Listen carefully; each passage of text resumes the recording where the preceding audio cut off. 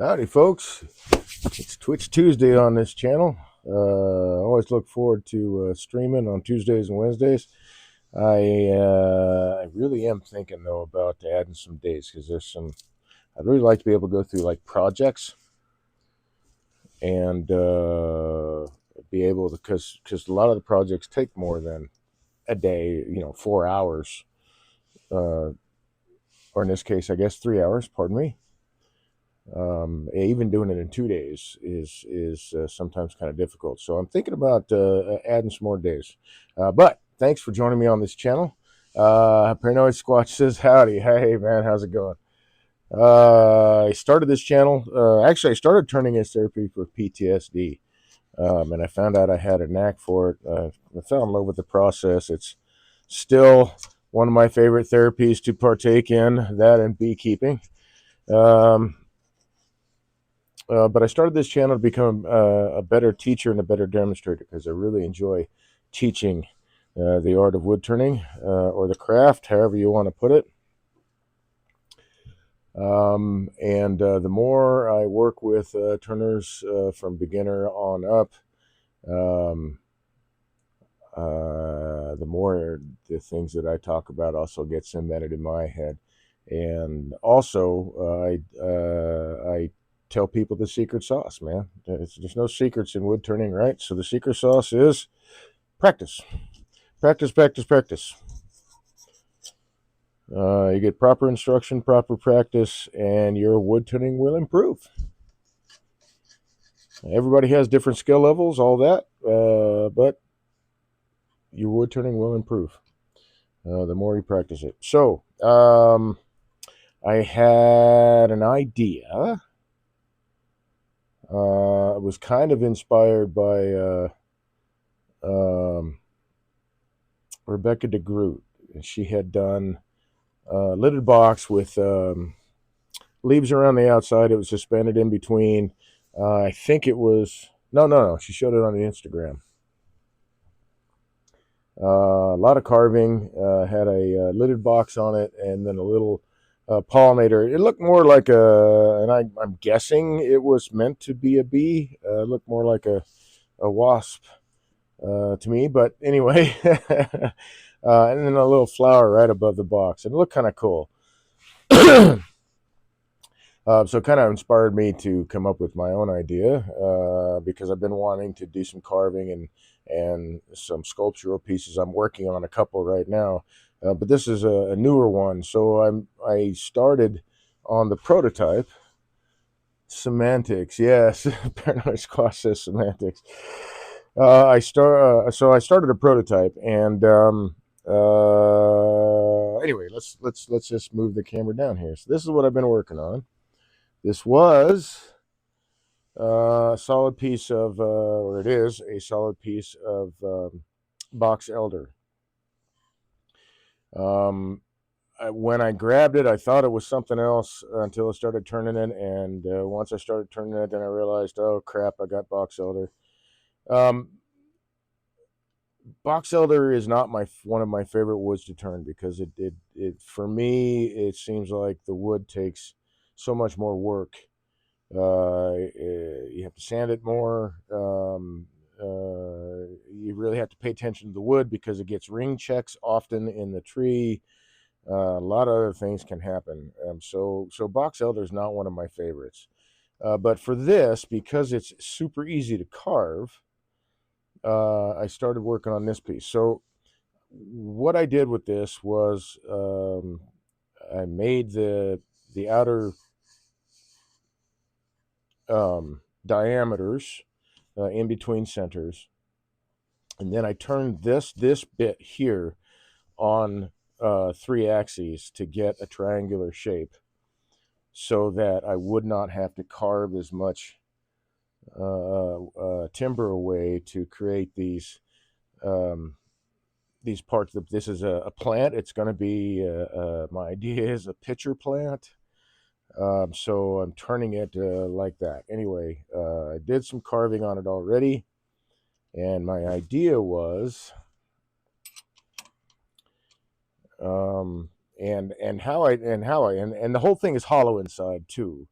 I went through this way, through the back, to hollow this guy out, all up into past the rim here.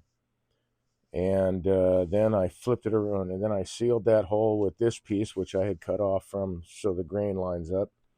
And I turned it around, and then I hollowed that on the other side. I wasn't sure what shape I was going for, but I had an idea.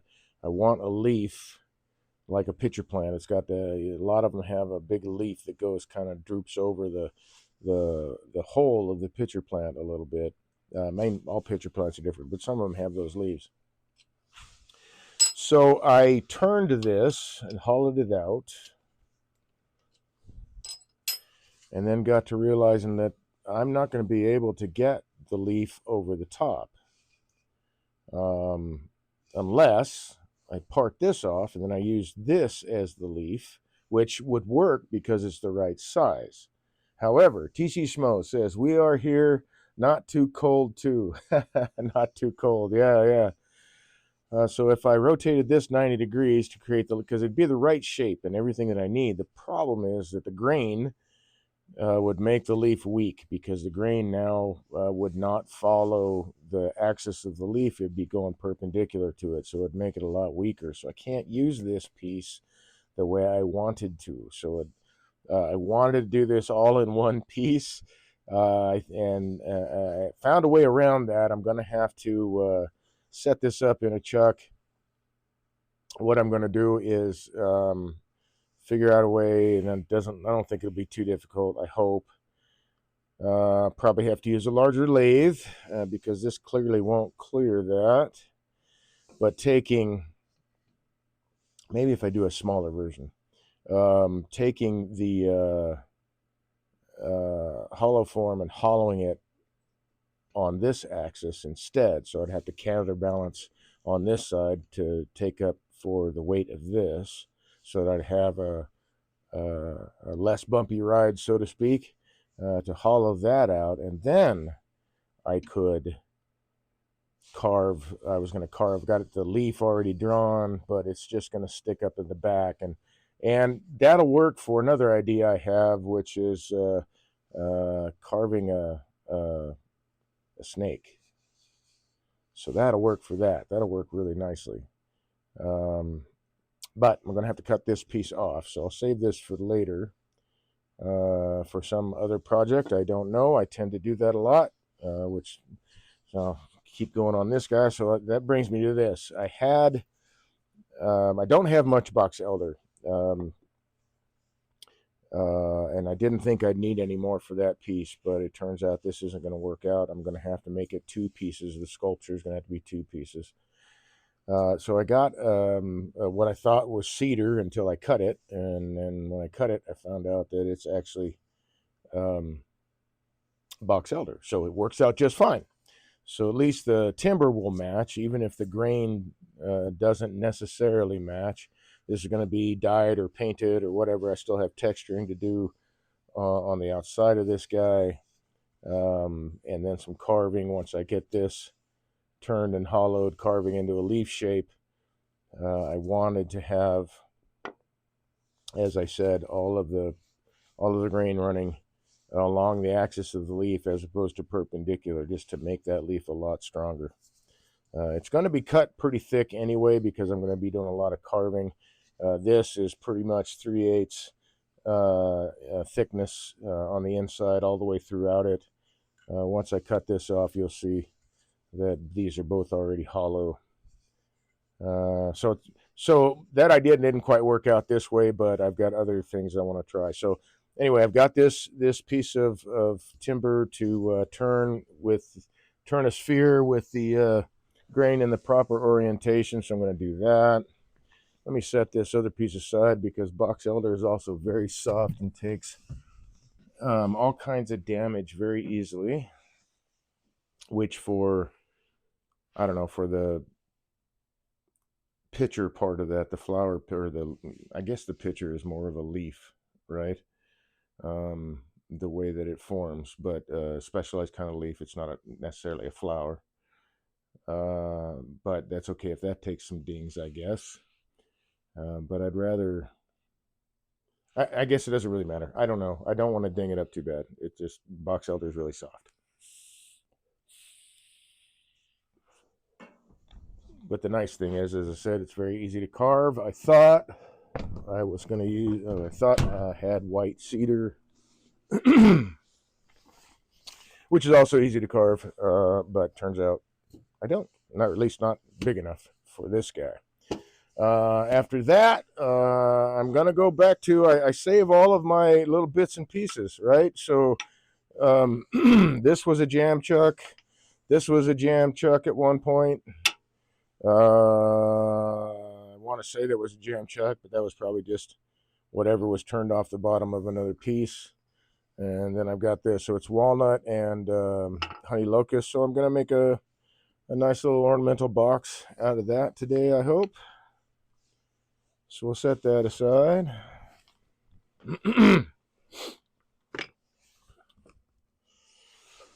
Yes, I'm a wood hoarder, but I mean, I'll end up using a lot of it.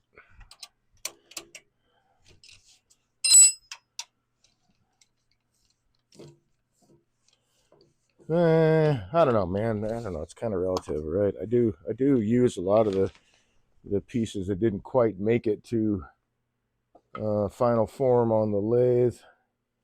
Uh-oh. That's going to be a problem. Oh, no, it's not. I know what's at now. No. No. I got to grab my drive center, and I forgot that I put it over here to the right in preparation to get this guy going.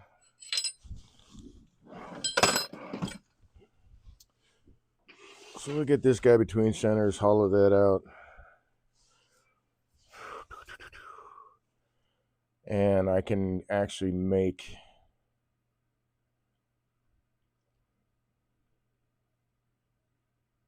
I don't know. I'll have to think about this some more. So I don't know where the center is on this piece. It's just a branch.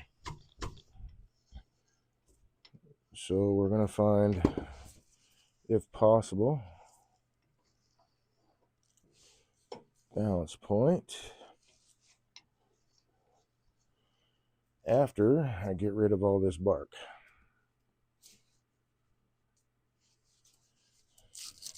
Because all that stuff's going to fly right off. Bark elder, well, at least this bark elder, the stuff that I've been using, it has some really thin bark, and it doesn't usually stick to the tree very well, during the drying process. So this will pretty much just fly right off, and I'd rather not get hit with it. So we'll get rid of it now.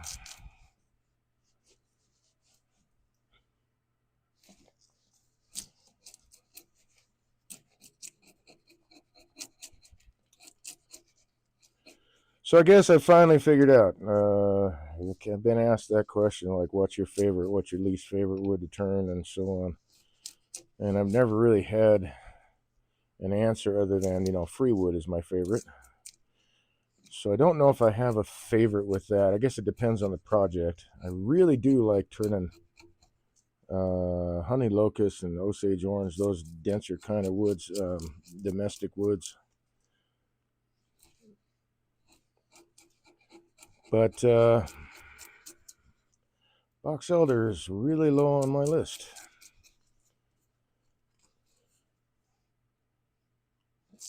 I think you have to get it when it has to be fresh. And even then, you still have to be aware that it may probably have ring checks in it, because all the box elder I've ever seen, I've seen lots of ring checks in box elder.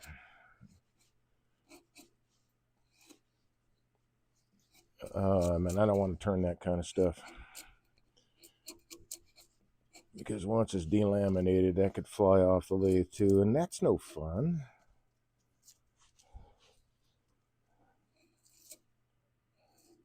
It's exciting, but it's not any fun.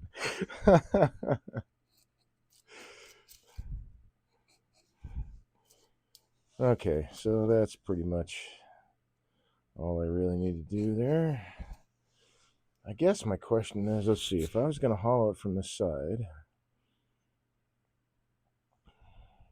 I want the grain to run that way. So that means that I need to have that. So I'll have to haul it from the side.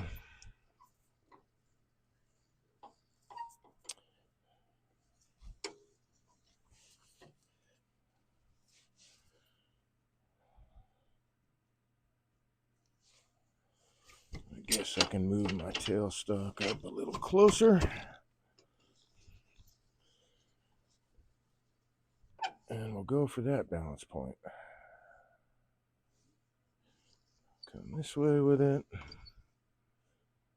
Still gotta come up.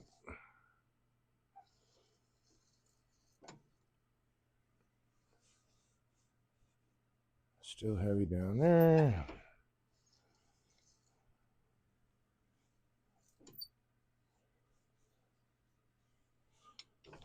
Come on, get in there.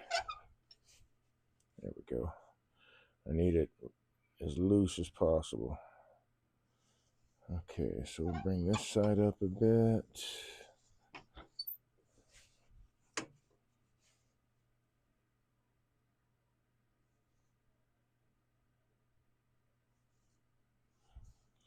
How am I doing on? Okay, so. Alright, I'll bring this side up a little bit.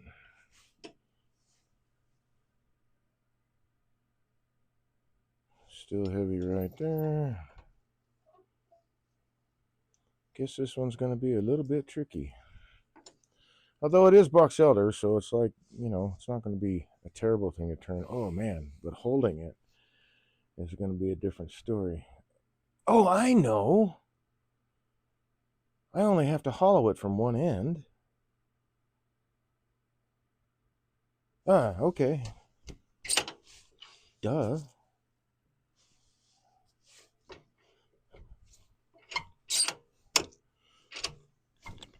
Because I'm going to carve the leaf out of the sphere itself, so... Oh, I got a couple things happening here. Hold on.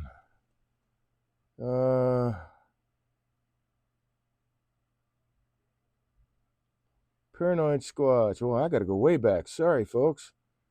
Paranoid Squatch says, is that because of the impact from the box elder bugs? The coloring definitely is, and some of the weakness in the wood, because you can get beetle damage to the tree and have some really weak wood that you're turning. So that's part of it. But the ring checks is, I don't know if it's just normal for the tree. It's like any damage that a box elder takes. Seems to me that it can create a ring shake. So if it gets, and trees can do, other trees can do it too. I just see it more often in box elder. It's just such a soft wood. The grain pattern isn't necessarily really hard to differentiate, or easy to differentiate rather, between late and early wood. So I think that it delaminates pretty easily. So that's something I really look at when I'm collecting it. Paranoid Squatch is gifting 5 tier 1 subs. Oh, dude, that's amazing. Thank you. Gifted a tier 1 sub to Stanky Gina, Cadvision, Random Tinkerer, very cool. Scale Crafts, and Seeb. Hey, Groovy, man. Thank you very much. I appreciate the support for the channel. Thank you. That's great. Raging Striker says, Hallie says hello. Holy cow, it's an old man. How you doing, Dad? Doing all right, man. Doing all right. How are you? Only visible to me. I earned a hype chest.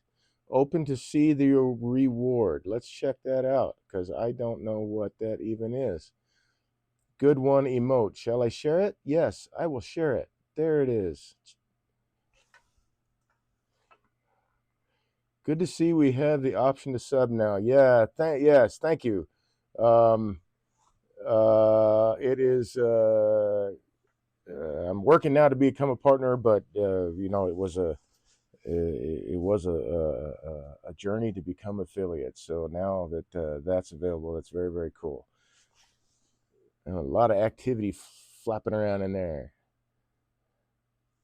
that's a good question. Yeah, the beetle that attacks the box elder is, well, heck, we'll just take this off right now. You can see that little red dot. The tree itself will stain red colors throughout it. The piece that I had just out here a few minutes ago, mostly that red was in the center. And so is this. It turns out that's more. So I don't know how much we're going to find of that red tint in there, but that's what starts the process of the tint. It's the chemicals or whatever the beetles, leave behind their waste. That, as far as I understand, is what causes that color change. And people, it looks cool when it's turned because of the red in it and all that. But for me, I don't know, man. Box elder is more of a pain to turn, just because it does take more work, in my opinion, as far as sanding and, even using really sharp tools. If you don't catch the wood soon enough, you'll get tear out. That's just all there is to it. On one hand, it's kind of nice, or not one way, rather, I should say, on one hand, it's not a huge deal because it's a soft wood. And so that tear out, you can sand out fairly easy, but it's like I have to sand. And that is that is what bugs me about it, is that I do actually have to sand this stuff. So it takes a lot more work, but it can be pretty wood. So the next one I'm going to do, I've got a piece of ash to try it with and a piece of maple. But I want to get this guy turned first to see how it turns out, prototype, right? So everything clears. I just need to make this guy round. So glasses down. Oh, there's more in chat. Paranoid Squat says, I have a friend I want to connect you with, actually can maybe help you in the Twitch arena, and I know he's got lots of bee questions. Hey, and he's Army. Cool. Yeah. That'd be awesome. I think I'm too high there. Yep. Lower my tool rest some. I think I went too low. I did. There we go. Let's make sure everything's going to clear.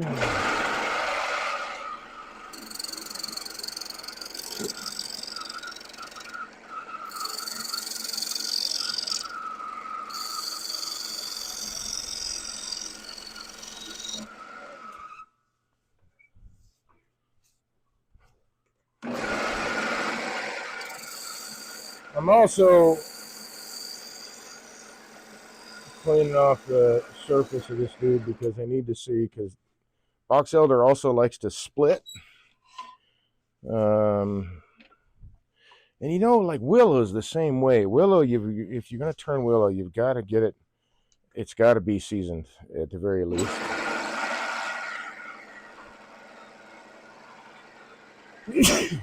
Excuse me.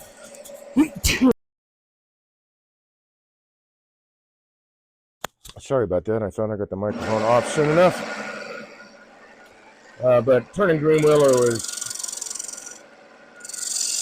I didn't have any luck with it. I had to actually season the willow I turned. And it has a very similar texture to box elder. Okay, so that's round. We're good there. Round enough. So let's see. First things first, I'm going to create a spot to hold it with the chuck so I can hollow this dude out. I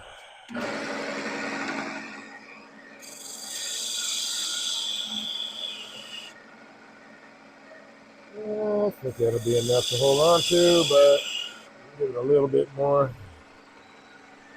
because it's box elder.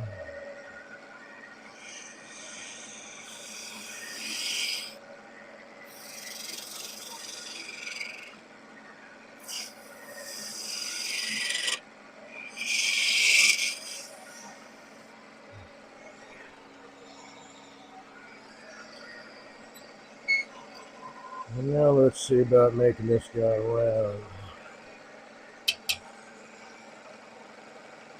Oh, Paranoid Squad subscribed it. Hey, thank you very much for subscribing to the channel as well. I started sneezing and then my nose started running. That's just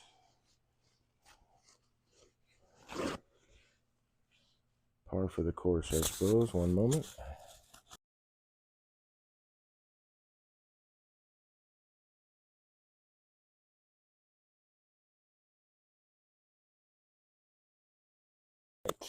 Very cool. You know, I want to see who's in chat so far. I know Paranoid Squatch is there.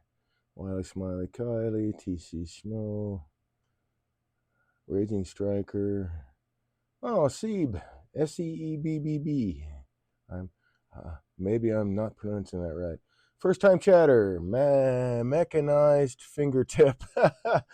Best viewers on streamboo.com. Yes, the robo chat. So par for the course, we've got our first robo chat for the evening. Let's see. It looks about right. I'm going to turn this light back on. And I'm going to turn this camera down so you're not blinded by that light. But that's after.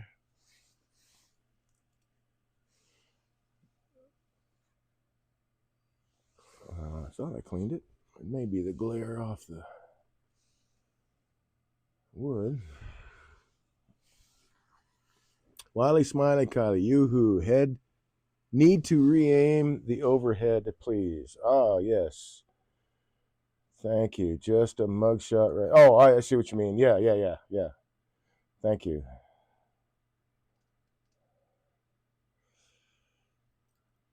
That's about right.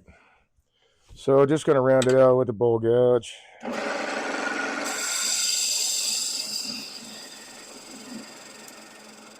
A sharp bowl gouge.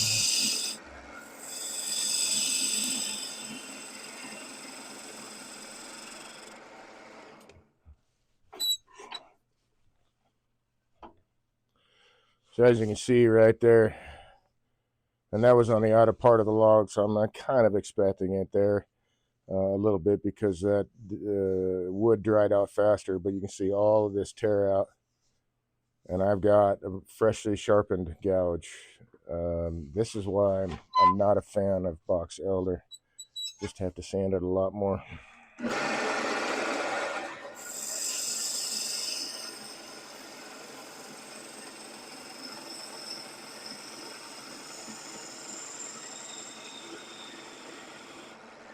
So you just got to remember the handle has to swing all the way around to follow that curve when you're using a bowl gouge, which means it's going to travel a long distance.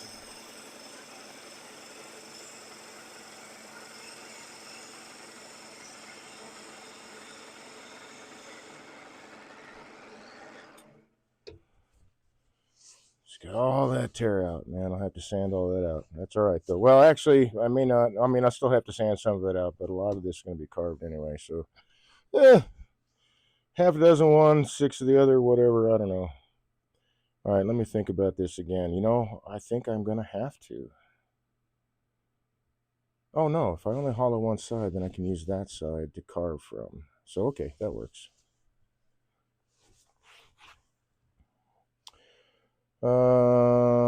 Is that the shape I want?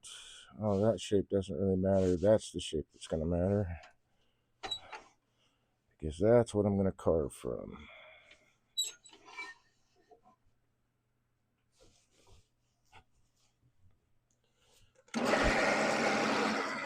Oh, let's make some space for the gouge to travel.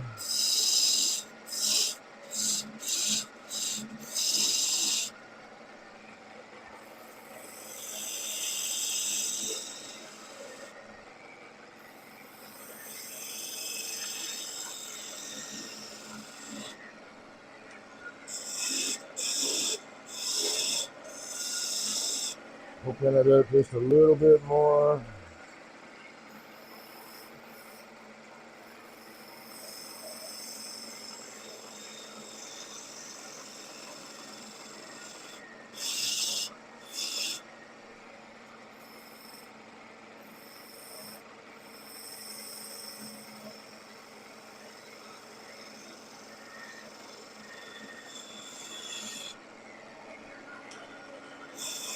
See, I'll leave that. Actually, I should make my hold up here so I'm closer to the mass of the piece, so I'll do that in a second.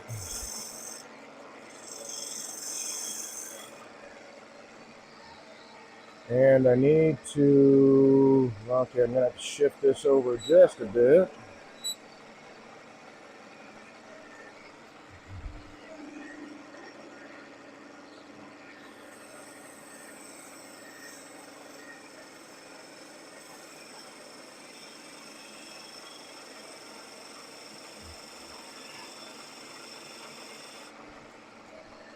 Like that, because I need a place to hold it here.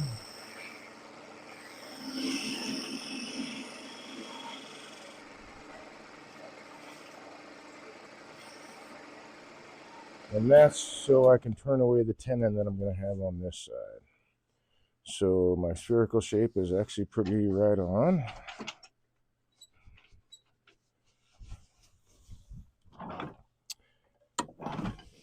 Anything new in chat? I feel like I should really pay attention to it a lot more tonight. I've got to figure out that text-to-speech thing, man. I've got to. I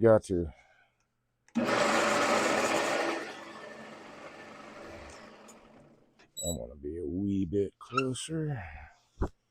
And while I'm at it,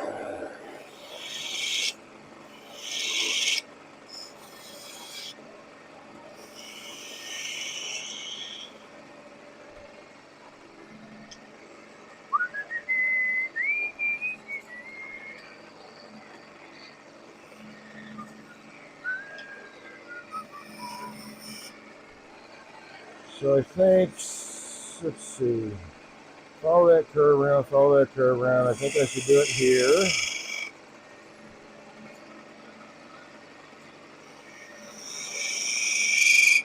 And that'll be my hold. So I should take this down a little bit more.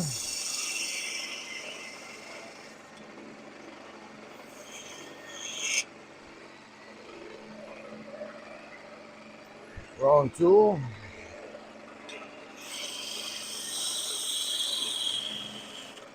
Anyway, I figured adding a couple of days will let me actually like start a project, and then, you know, I'll be able to do the whole thing.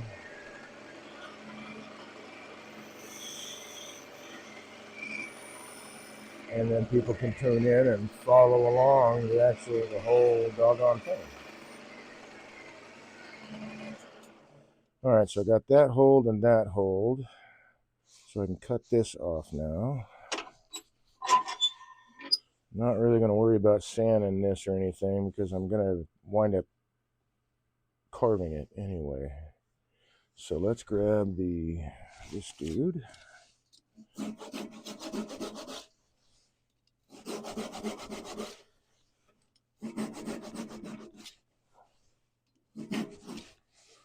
Yeah, this is a lucky find, man. I really thought that all I had left was white cedar, which still would have worked because the piece is going to be, well, I'm not sure if I'm going to dye it or paint it, but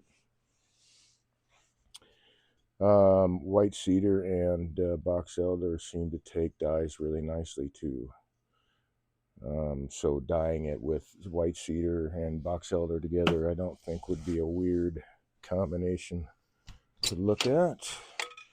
Although if I, you know, use acrylic paints or dry brush it or something like that, the wood doesn't matter.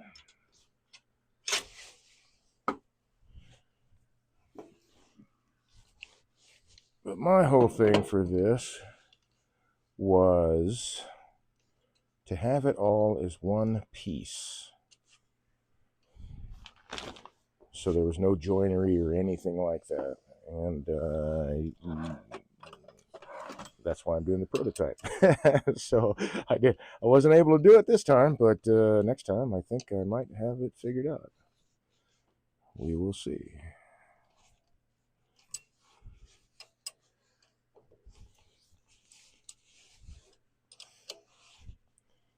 So this guy really want to be secure in here. Especially if I was turning it green, because green box elder will really try hard to squirt out of your chuck on you and come off the lathe. So you got to be careful with that.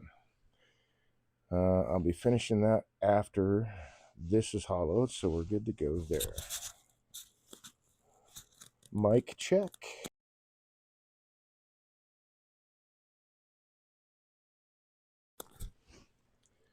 What it is, man, my left nasal, well, constant sinus drainage for one, but mostly on my left side, left nasal cavity, which is bad enough to have both sides of your nose running, but just one, it makes it worse. I think. Okay, move that. Bring up this feller. Move the tailstock back. I can turn this off now. Wrong way. There we go. And let's get this guy set up. So I'm just going to hollow it with a spindle gouge. Hey, I get to it. I don't know. Maybe I should announce it. I had my first back hollowing student just a few days ago. Thanks, Joe. I appreciate it. Hopefully you've had a chance to practice.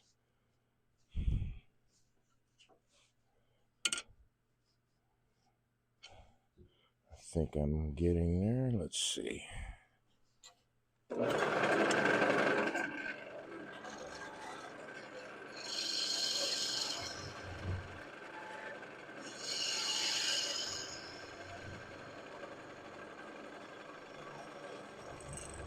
Nope, still a little bit too low.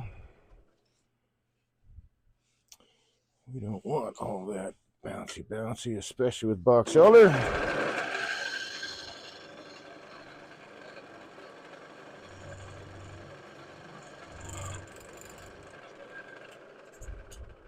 Still a shade low.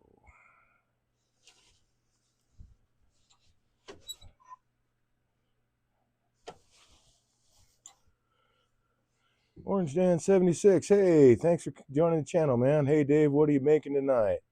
This past Sunday, I did a demo on pen turning and a CA finish for the DAW. Nice, Detroit area. Cool. Woodturners. I streamed it live and posted the vid. Did you post it where, on your Instagram or your YouTube? Let me know, because I'll go check it out, man. Right now I am in the process of making a sculpture of a pitcher plant, and I wanted to do it all in one piece, but it turns out I couldn't. But I think I figured out, this is just a prototype, so I figured out I think I figured out how I can do it all in one piece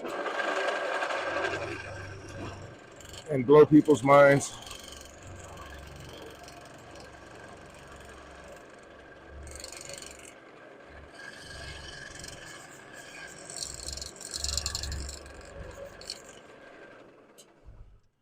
Finding that center sometimes is a little tricky.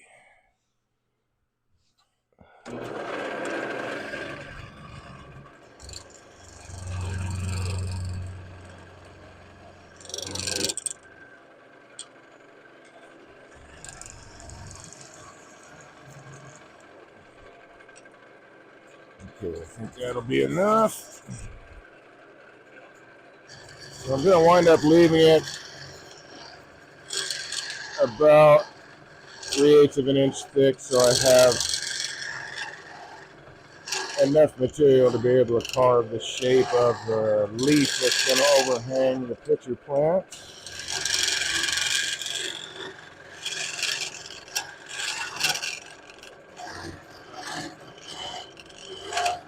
And like not having to get the hollowing system out every time I want to open something up.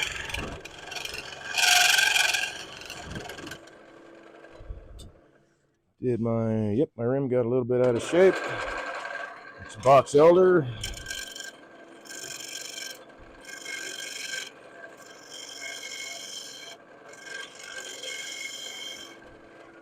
So I think I'll take it a little bit easier.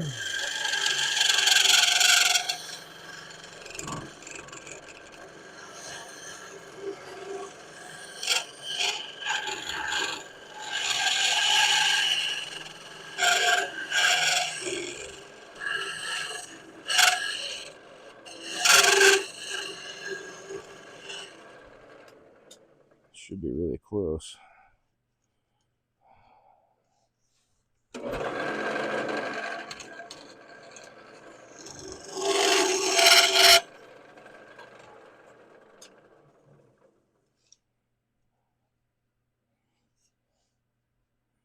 That's awesome. Okay, so I just need to work on the wall thickness here is good, and I got to work on the rest.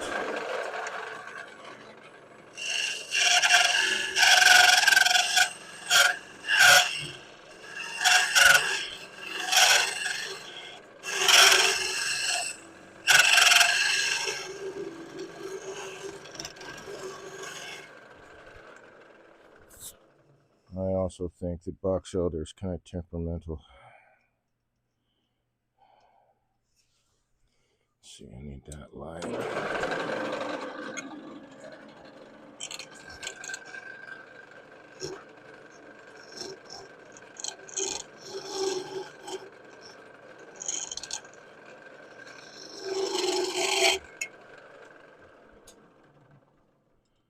There we go. I had to get rid of that nub in the bottom. Do I have any air today? No, because I didn't turn on the air compressor because I didn't want to listen to the noise. It's on my channel on Twitch. Orange Dan 76 says the pen turning demo and CA finish for the Detroit area wood turners that he streamed and posted is on his channel. Please go check it out on his Twitch. Usually I stream from the shop on my phone, but we are renovating the house that the garage is connected to. When we move in, I'll be able to stream on my home network and stuff. Yeah, nice. That's what I have is the home network. I can't use my phone to stream because I have terrible coverage, which really blows.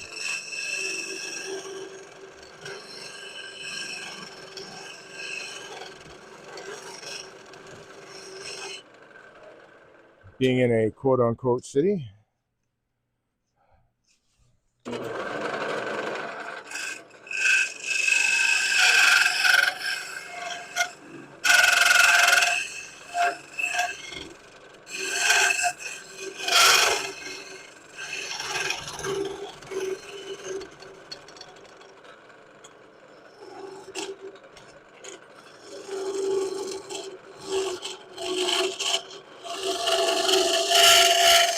So do you, Orange Dan, do you actually you do, oh, see, LOL, Orange Dan says, LOL, you're out near Traverse City, right? Yes. I'm just on the west side of town, and I don't know, I have terrible cell coverage out here, which is really weird because there's towers everywhere. So it makes me believe that they're not actually cell towers, they're being used for something else, because there's towers everywhere, and I have often one bar, sometimes no bars, sometimes two. So as much as because otherwise I would stream from the B yard more often. I actually have to take the video and then edit the video before I post anything that I do in the B yard, which makes it a little bit more difficult when it's a one-man operation. But I'm figuring that part out because I can't get Wi-Fi out there or anything like that where the bees are, and I have terrible phone coverage. So I would stream more on my phone. So do you stream I went to Sugarloaf Resort in the '90s for Christmas. Oh, nice, nice, nice. So when you said you normally stream from your phone when you're doing a demo, how does that work out for you? Does that still work out really nice? Because that's a nice option.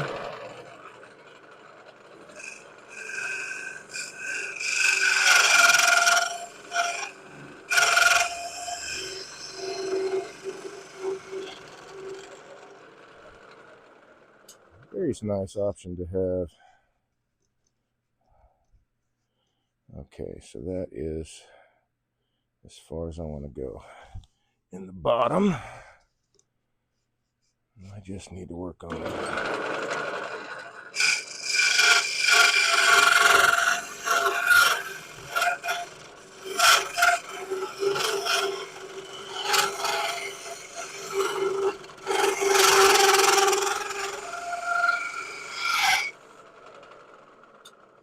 The sides and the bottom. That's close to the thickness I need.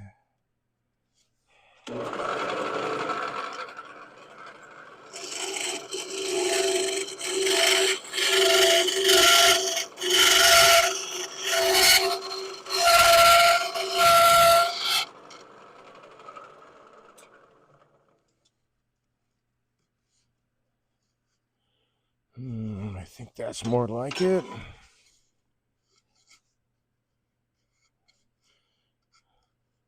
I'm also, I'm like trying to err on the side of having enough to carve away, but not too much, so I don't have to spend, too many hours carving. I don't know. It's a weird balance, right? I guess it is what it is. I just want to make sure I leave myself enough material to, put the folds and the bend in the leaf and have the. I mean, I'm gonna carve the leaf, so I think. I think I'm gonna leave it. I'm gonna leave it where it's at. And I'll just do the whatever extra carving I might need to do. This is a prototype, so it's giving me ideas on where I need to be. And there will be a difference between a hardwood and a softwood, of course, but that's an even wall thickness at least. It's close to 3/8. That's enough. We'll let it go. So now I'll turn off all of this nonsense, and I'll have the piece in the right orientation that'll let me actually carve it into the right shape and have the wood grain run in the right direction so that the piece is as strong as it can be, as opposed to I don't want to turn one of these and then have somebody bump it because the grain is running perpendicular to the axis, then it just snaps it right off. That's annoying.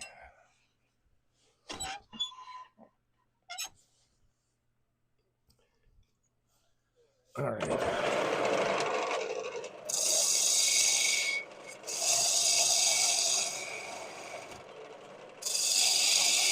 So, Dan, I don't remember. I know Jerry Penfold is president. Are you a member of the DAW? Orange Dan. Whoops. Wait. Sorry. Let's go back. Sorry. He answered my question, and I'm sitting there just turning and lollygagging. I'm a turner that streams turning. I play video games on stream more often, but I only post vids of art. Okay. Yes, it worked out nice, and so that's using the phone to stream. But I didn't pay attention to chat because I was doing public demo. Sure, right. Goes on saying if I was running it, then I could have incorporated any chat questions into it, but that wasn't set up like that. And it's really bare bones stream for art right now. When we live in the same place as my studio, I have more time for art. Yeah, here. I got a really groovy landlord myself, and I'm renting half of a duplex, and I've pretty much turned it into a studio and a little bit of a farmhouse for beekeeping. And he's been really groovy about it. So he was the president not this year, and you are a member. Okay, so that's cool. I was a member up until last year. I need to sign up again. Plus, I got to get up to the UP and sign up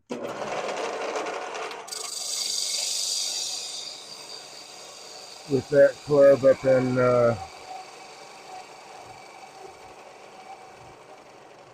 Come on, dude. There we go. I can finish that off with the spindle gouge, I think. Why am I not? That's funny, Ron Perlman. Yeah, not the name. All right, so I'm drawing a blank right now. Oh well.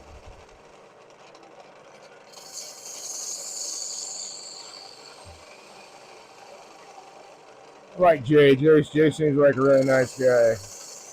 He's been a member of our club too.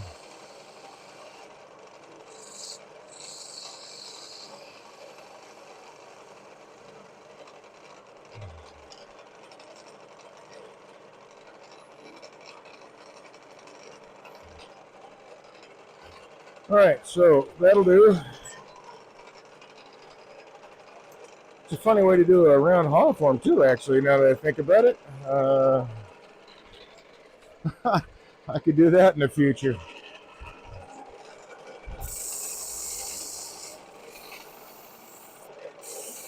Give it a little bit of sanding, but that's it right there. Like I said, I'm going to carve it. Got to draw the leaf shape out on it and minding the grain, but since the grain's running this way, I should be okay.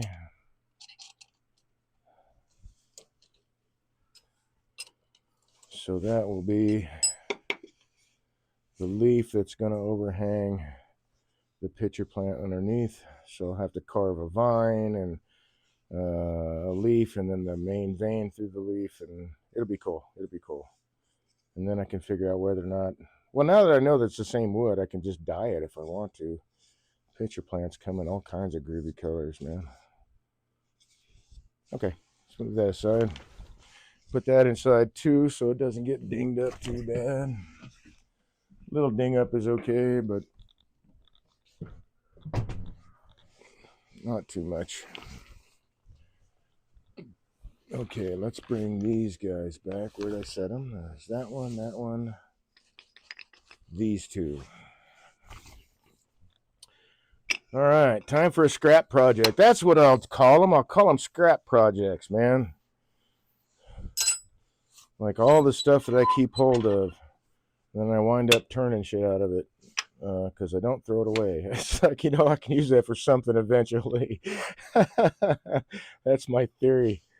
I think I want to dress this up. I like the fact that on this piece, this is going to be the bottom of the piece, I have decided, because I like this shape. It was apparently a square blank. So I've still got a flat side on all four sides, and then the corner is rounded over. So what I'm going to do is I'm going to turn that into a bead with flat spots. But I'm going to set up my little sander here so I can dress these flat spots up just a little bit. And I just do it with Jacob's chuck and a sanding pad mandrel. And my little table here that I made, a little sanding table. It's a dual purpose table, I guess, at least. I use it for when I need to sand small parts. I can do it on the lathe, have a little disc sander here, and have this as my platform. Although with this particular come on, Dave, banjo, I can't go below center with this piece without cutting that tenon. I guess I could do that. Wouldn't hurt anything.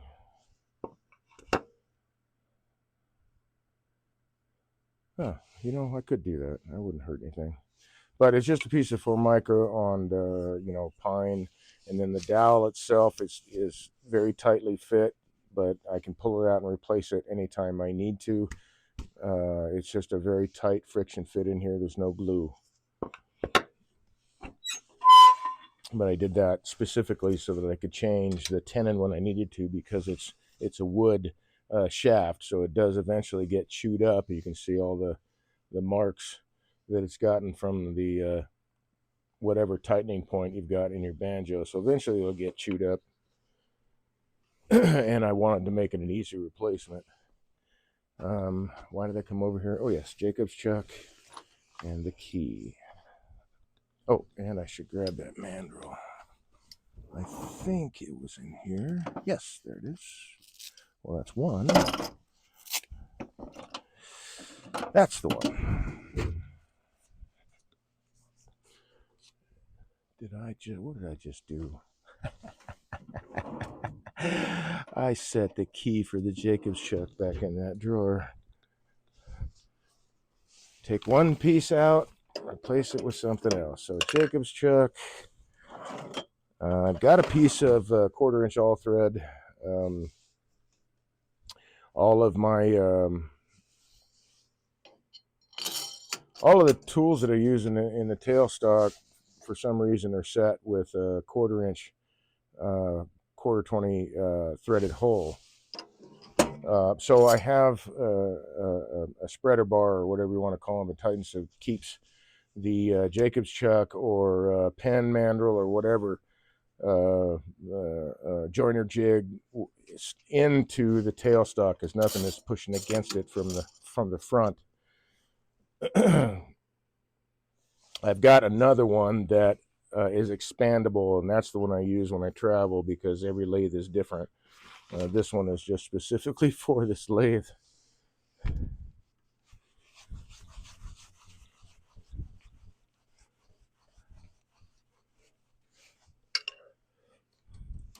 I would like to get down to DAW. I guess, well, I just call down there to find out I get on the website, find out who the current president is. At least talk to the board. I'd like to get down there and do demo for the club down there too. I think that'd be fun. Okay, so I'm gonna dress up these flat spots. A little bit more light here. Let's get them nice and smooth. And basically the same size. You don't have to take much material off. It just was the outside of the billet, so that surface was still kind of rough.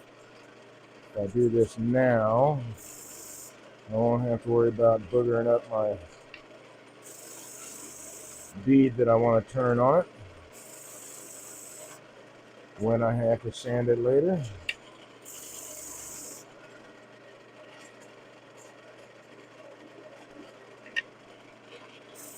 But I like that idea as a design, so I'm gonna run with it.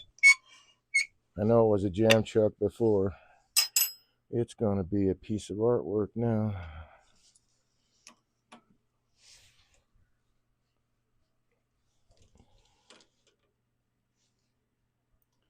I think I'm going the wrong way here. Yep. I need to go back just a little bit. Orange Dan has made a couple of comments here. Whoops. He was president. Go back there. He is. I have. Orange Dan 76 says, I have a website that I use. When I have it up, it is a basic text to speech. I just have it open at the same time as I have Twitch running. No setup except connecting to your Twitch. I will check it out. Okay. What's the name of the site? I sent you a message on Instagram with the address. Okay, thank you. Then you could hear chat. I need to make a drawbar like that for my Jacob's chuck. Yeah, it's really, really handy. You know what? Let me show you the one that I made that I travel with too. It should be right in here. Yep, there it is.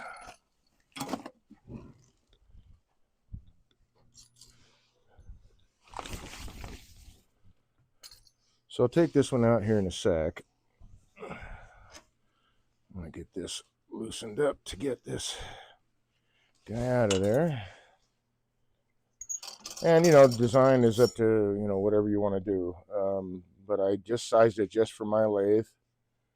I turned the ball end and drilled a hole, and then epoxied the rod in there and put a nut on the end.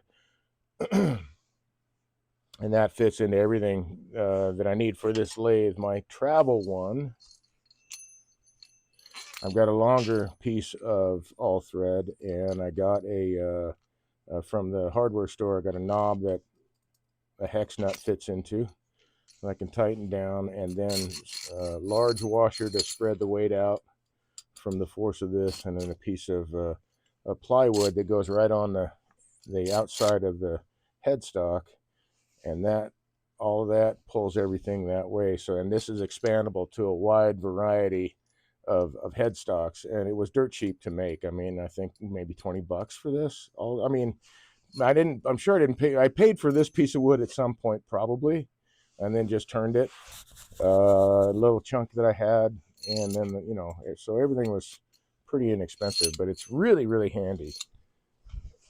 And you don't have to pay a ton of money to get I guess a drawbar would be so you don't have to pay a lot of money for that. It's real simple to build. Just a piece of, you can buy a 3-foot stick of a 1/4 inch all thread at the hardware store for just a couple of bucks.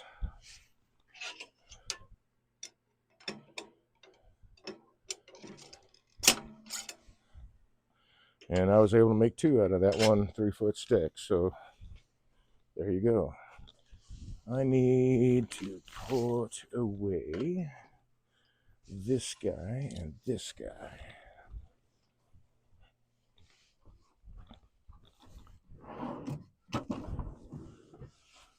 So yeah, man, when I get done with this broadcast, I'll make myself some dinner really quick, and I'll head over to your Twitch there, Dan, and check out your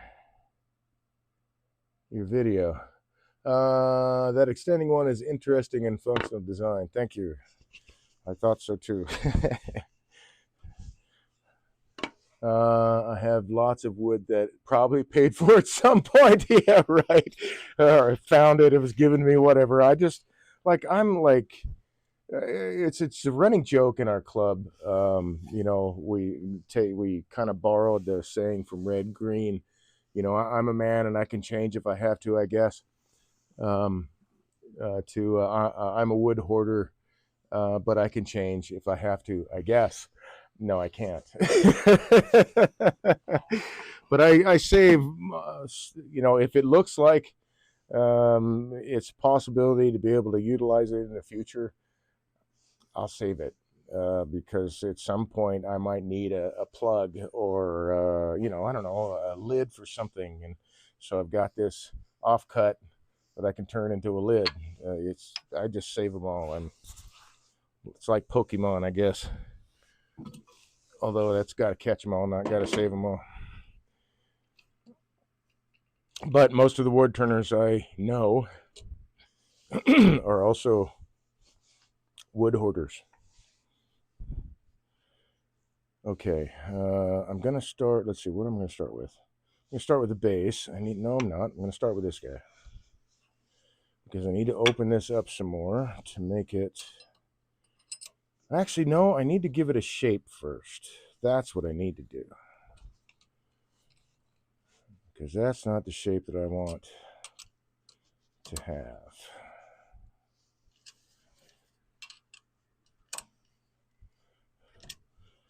So what I'm going to do is I'm going to open it up down in here, and then I'm going to turn this to fit, that tenon to fit, glue it together, and then I can flip it around while I'm working on other stuff, and letting the glue dry. I can finally spin it around and do the rest, and then still turn, the bottom part of this away. So I think that's a good plan.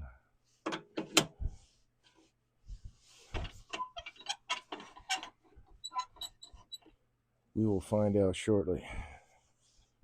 Oop, not tight enough. There we go. Orange dance. So what? Sorry, let me go back a little bit. It says been making Oh yeah, I've only been making pens for about 6 years. I don't remember. I know you told me once how long you've been turning. I've been turning since like 2015, 2016. But 2015, 2016, I think I was more stabbing at it than actually trying to do it. It was the beginning of the therapy part of it and trying to figure that out and following YouTube channels, which is a bad thing to do if you don't know the turner well enough to know they know what they're doing. Um, I advise against that to everybody I talk to. Like, unless you know the turner knows what they're doing, don't just blindly follow YouTube. YouTube is mostly for the views. They don't. It doesn't matter to them if anybody else gets hurt. I mean, ultimately you're responsible for your own safety, but still, you should start somewhere where it's a little safe. If the women don't find you handsome, they should at least find you handy. Yes, sir. I save them all too. Saves all the pieces. I open stuff that I ordered and automatically smell it. My wife laughs at me. I do the same thing. But I do the same thing with the beehives too, although you can tell a lot by the smell of a beehive. But yeah, I do that too.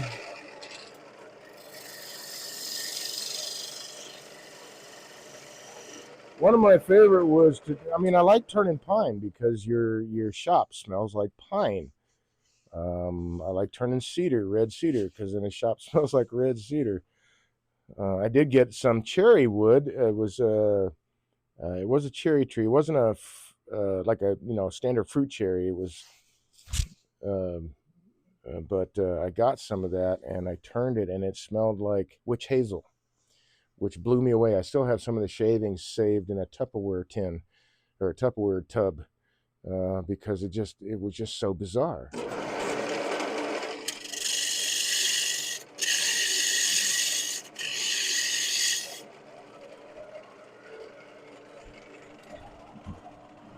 That cherry wood smell like witch hazel.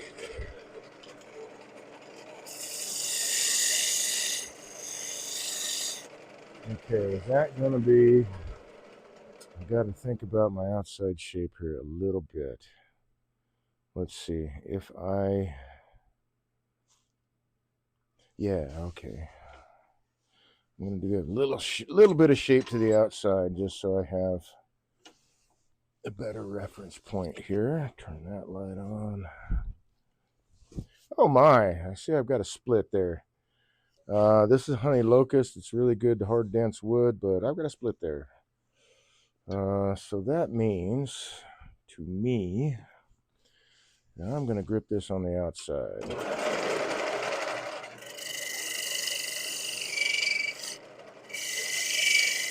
Yeah, come on. So I've got, it's honey locust, so I don't need a really huge tenon. It's really, really hard, dense wood, and I've got a quarter of an inch of material to squeeze against, so I'm good there. So let's spin this guy around. Well, no, let's not. Let's just, yeah, see, I got a split there too. Maybe I might turn this into a 5-part box. We'll see. Let's grab the spindle gouge. Think about the shape here. Ooh, I know. I can't pull that off. Can I pull that off? I might be able to pull that off. Let's see. Look for all my little tenons and plugs and whatnot. Too small. I can turn that one to fit.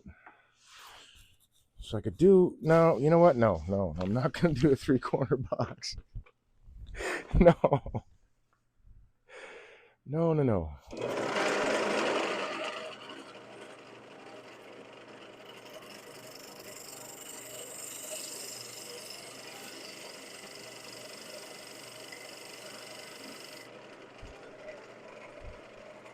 That'll work. Okay, this one a little bit of a subtle shape because I'm kind of a little bit of a Far East flavor.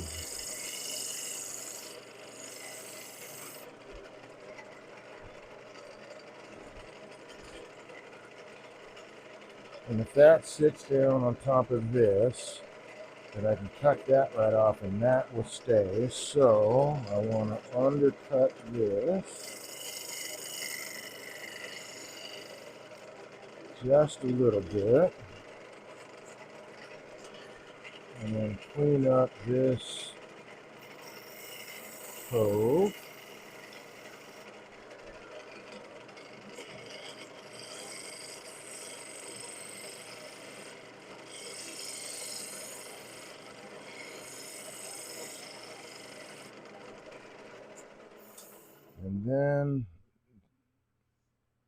And then I'm thinking beads here, man. Let's see. You know, actually, I think it needs a little bit more shape.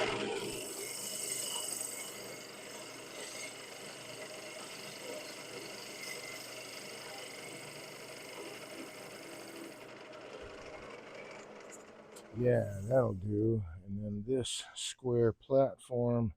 Yeah, I'm liking that. Okay, that works. So that means my wall thickness is a little bit thin there.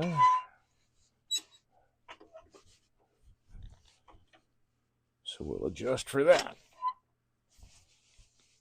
Get rid of the bowl gouge.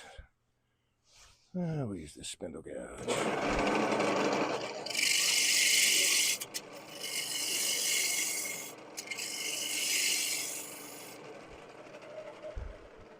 And that's going to leave me a little bit of a, what did I do with that? Box scraper, there we go. Just about the nice, really nice sized tenon, I think. To hold on to. It doesn't need to be anything really monstrous because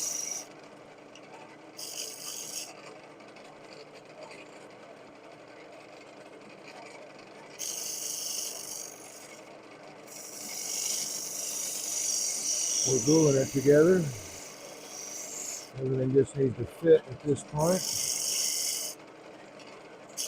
Make sure I've got my 90 degrees. Am I going to lose that? Yeah, I'm going to lose that. Okay, let's see.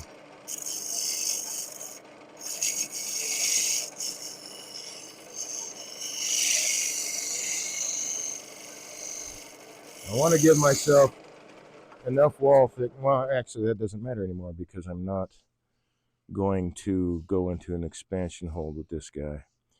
Okay, so I think that'll work the way that is. I can open this up some more.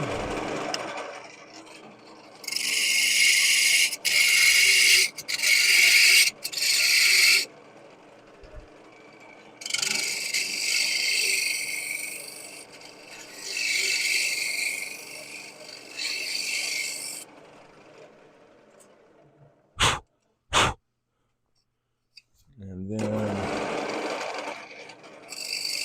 let's clean that surface up a little bit. There we go. Now I can flip this guy around. Actually, before I do that,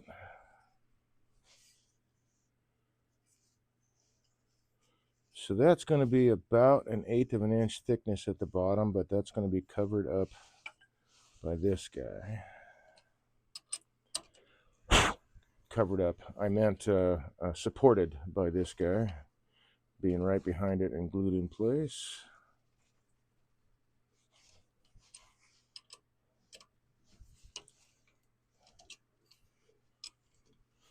I wonder if I should call it Scrap Tuesday. I don't know, man. It's the scrap project of the week. I think I'll do that, man. That just sounds like fun. So I'm going to do a little segment called Scrap Project of the Week every week. That's going to be kick butt. All right, so I need to size this tenon now. I'll use my parting tool.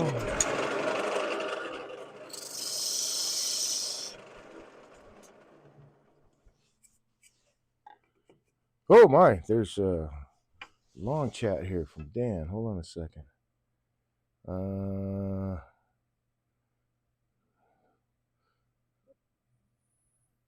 Orange Dan 76 says he's turning maybe 7 years now that I've been turning. I joined the Blue Water area turners. I started making pens for troops with them. Nice. But I've taken off and teach them stuff now too. I'm into stabilizing and casting. I do a lot with Fordite. Yeah, I like Fordite. I think it's cool stuff. I haven't turned any of it, but it looks really, really cool. I joined DAW because they're more active in a younger group. I want some black locust so I can make some glowing art. I don't know. I'm assuming you might have black locust in your area. Now that it's, I say there's not much snow on the ground. It's supposed to snow again in a couple days. Damn it. But I'll keep my eye out, man, and I can always send it to you, or maybe if I make a trip down, I can drop it off. My wife's grandfather gave me an old Tandy leather kit in 1969. When the guys from the lodge heard, one of them gave me this old Tandy kit in 1994. When another friend from lodge saw, sorry, I'm missing my spot here, saw me dabbling with it, he gave me a bunch of leather that his shop was going to throw away. That's how you follow a new hobby, no doubt. My wife saw the first robin today, so I'm hoping it's just you for the snow. Yeah, it's man, I'm tired. I'm tired of snow. It needs to stop. Although we've seen some robins up here. I don't think, if I remember what I read, I think it said maybe an inch. But then next week, oh golly, man, I nailed it. That's great.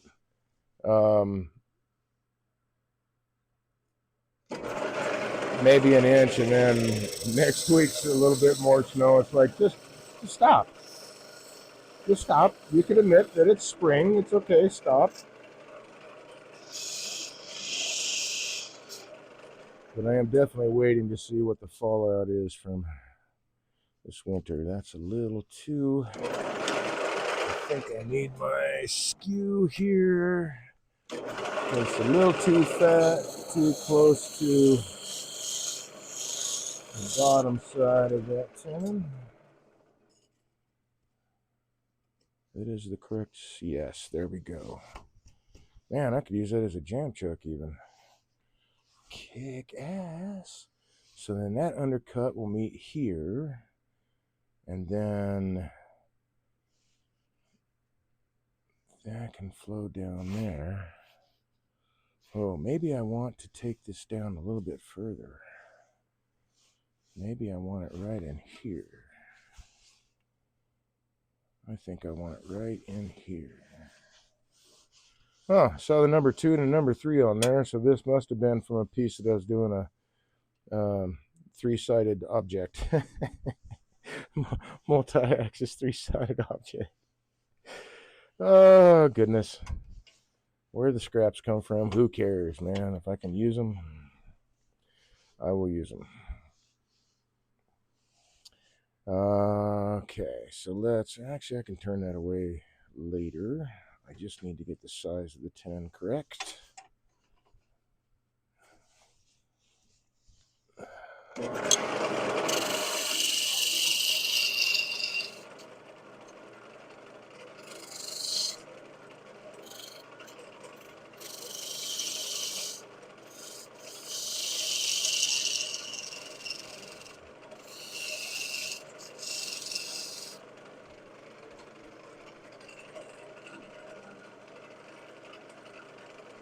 Oh, Dave, what are you doing? You have a skew in your hand, dude.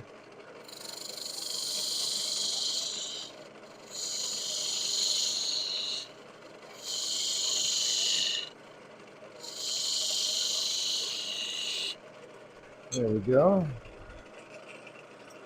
Give me my 90 degrees.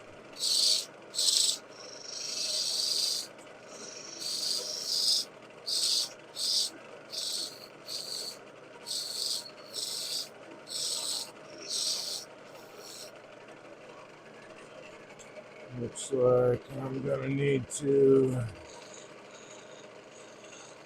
Finish that guy off.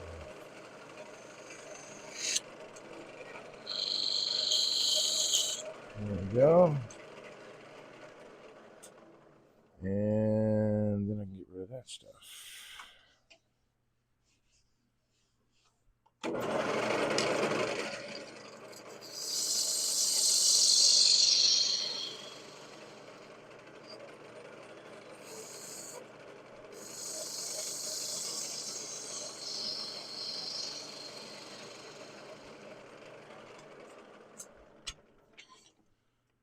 Check my fit. There we go. I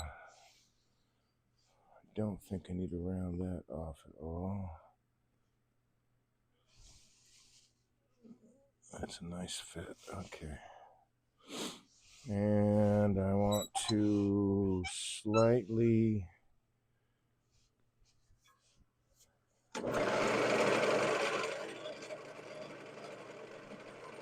just make a small cove in the bottom.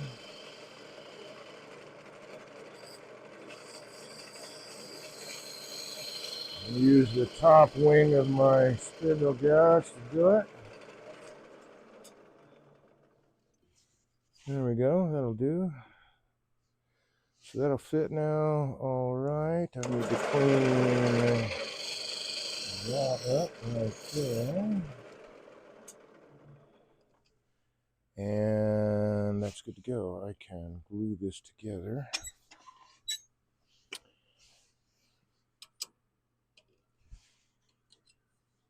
But before I do that, look at the inside joint. That looks good. Gotta try to line up the grain somehow. Oh, that looks pretty nice. Let's try the other side. I don't know. On the fence. I'm on the fence. Oh, I forgot. I guess that means I can spin this guy around now.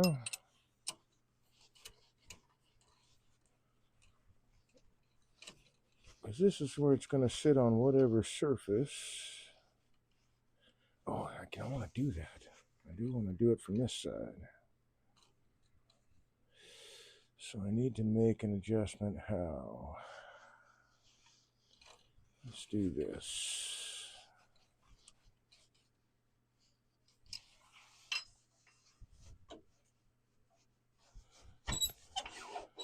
I need to get this away from the chuck jaws. Yeah, I was worried that wasn't in there tight enough.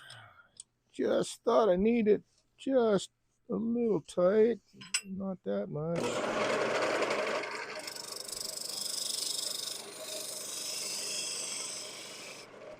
So that'll let me get away from the jaws.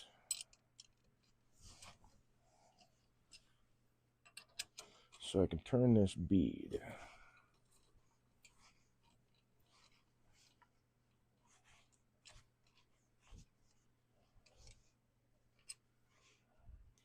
Actually, I could have turned turn the other side. I think it would probably be smarter if I turn the other side from here. The bottom side of it. Because I want to keep this skirt where it's at.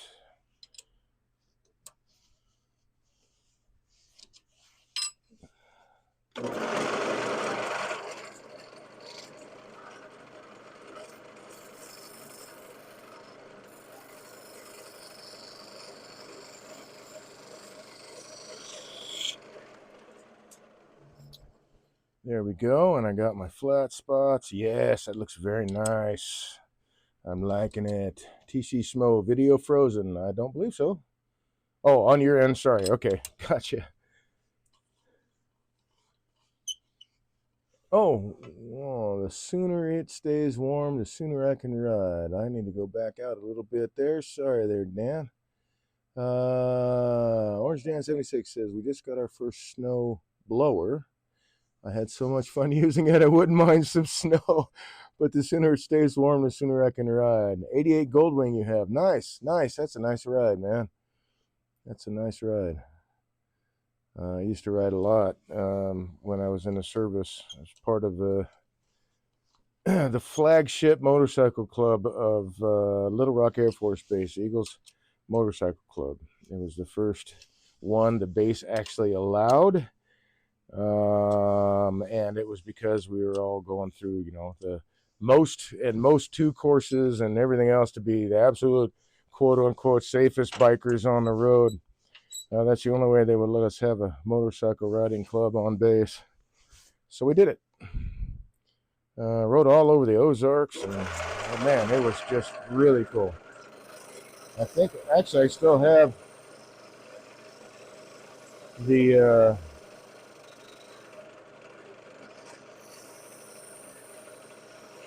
embroidered logo for the jacket tucked away somewhere. Still have that logo. I intended on putting it on some some article of outerwear at some point.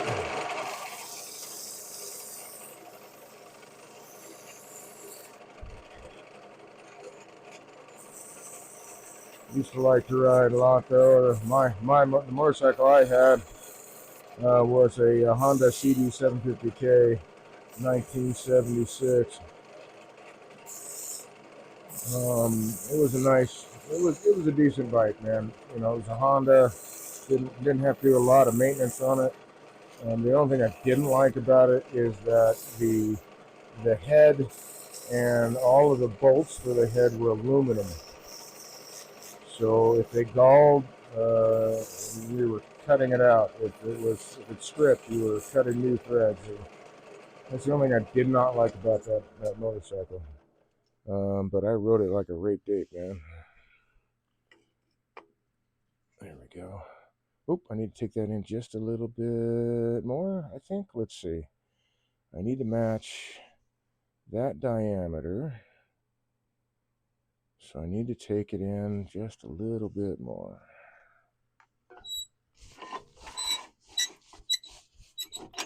Should have checked that before I took away the tailstock.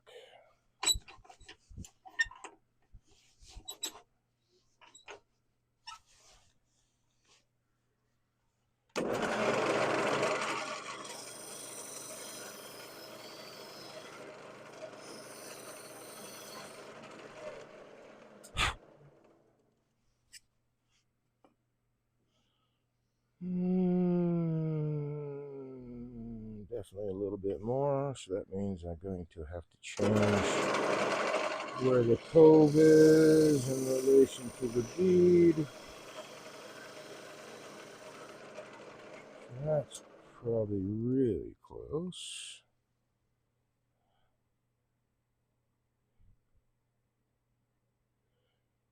And if I bead that,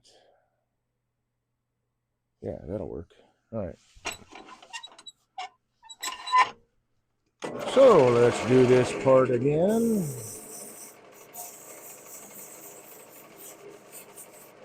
So that look nice.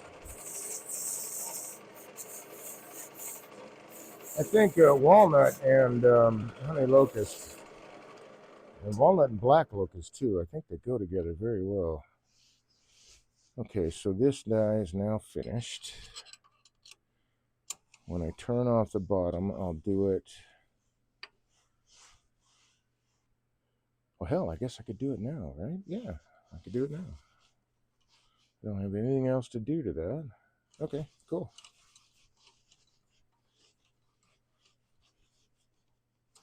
I was thinking I'd have to wait until it was attached to the box and the glue set and the yada yada yada. And nope. It's pieces parts, man.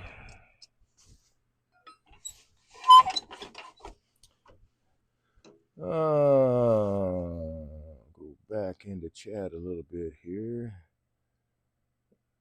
Orange Dan 76 I was in the Navy as a kid, but I got out ASAP. I started writing only about 5 years or so ago. Okay. Right around the same time that I started turning. I joined the GWRRA, but they are defunct a couple years ago. Goldwing Road Writers Association. I still have their patches on my vest. Nice, man. Nice. Yeah, we had. Oh, yeah, that's what caused me to bring that up. We had a guy in our club that had a Gold Wing. Man, that was a nice bike. It was a huge bike, man, but it was a nice bike. But he and his wife used to ride a lot together, take trips on it and stuff like that. So it needed to be a larger bike. But watching him go around corners, man, trying to drag pegs was funny. It was funny as hell. He never messed up his bike or whatever, but he got a wild hair one day. Thought he was going to drag pegs like the rest of us. He's like, on a Honda Gold Wing? No, you're not.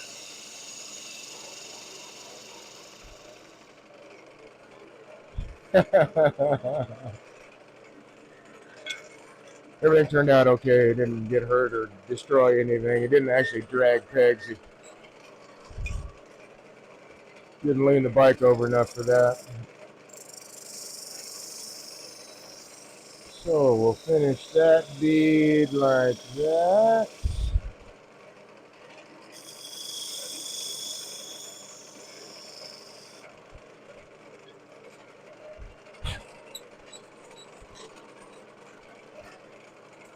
Make sure none of this is going to touch above where the rim's going to sit on the surface.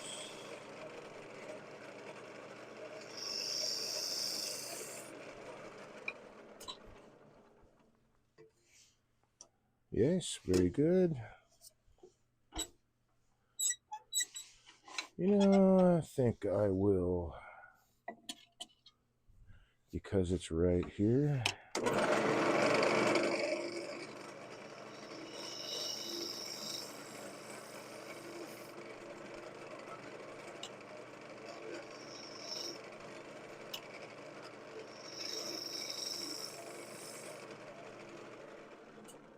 Scrape that.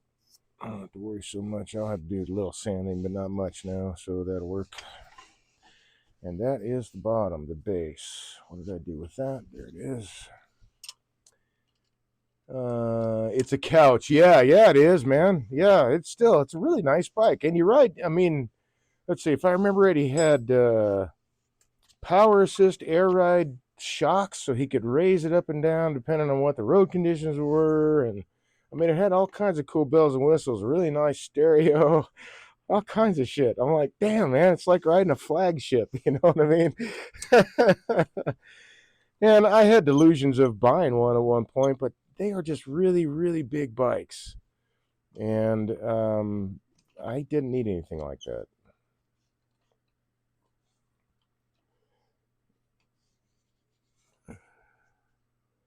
It's funny, my wife at the time used to try to say she was scooter trash, but she never rode with me, not once. She never ride with me. I don't know why.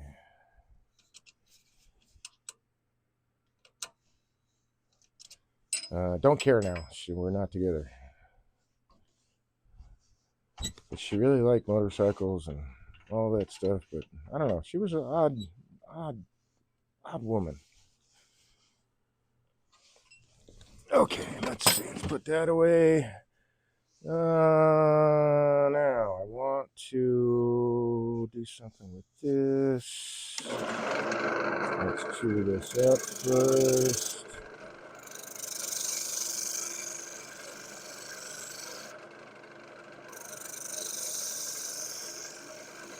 That's the sound I want to hear. No skipping around, just a shh all the way across. Yeah, I can clearly see those splits now, but this will be glued together, so that's okay. I'm gonna put some beads right here. I think I must.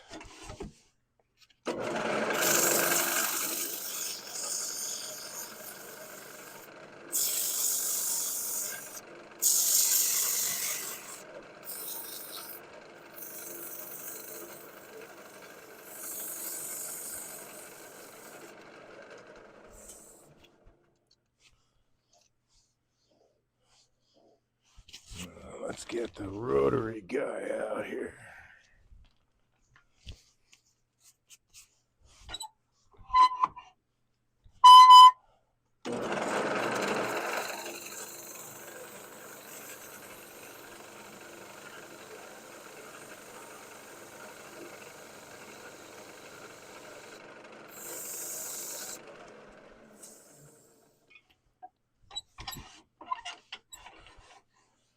I don't know, man. I think if I had to really get, I think my favorite woods to turn are the yellow woods, the ones that fluoresce like black locust. That's just a nice wood to turn. But the yellow woods like honey locust, Osage orange, there's a couple out there that I like to turn. Okay, I like the shape. I think I'm doing good with the shape here. So beads.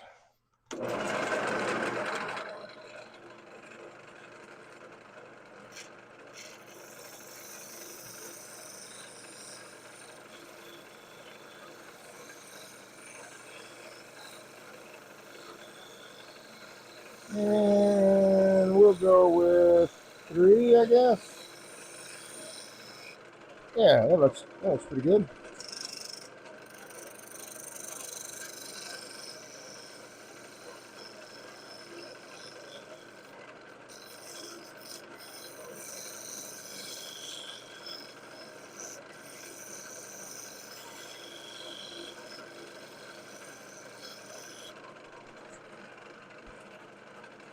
Take care of that sharp edge right there.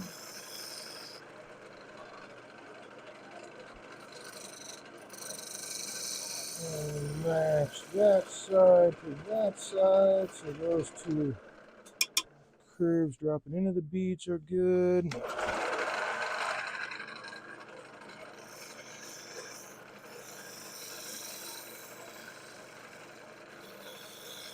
And since I've got a little bit more wall thickness, I'm going to sink these beads down in a little bit deeper.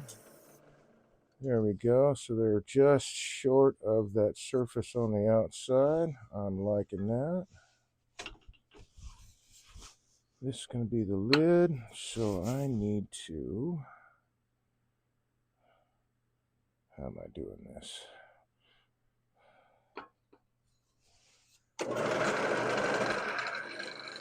First things first, let's round that over. Now 90 degrees. I think I can just turn this away. Unless I make that, you know what, I'm going to use that as part of the tenon, I think.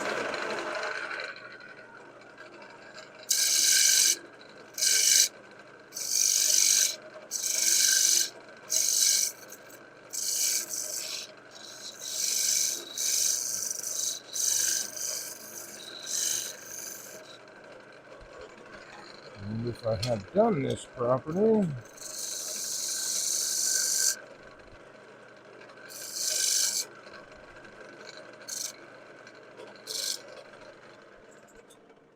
it looks like I did. Then I've got a really good 90 degree with a slight undercut there. Now I can haul this out some more. So I can get rid of all these other tools.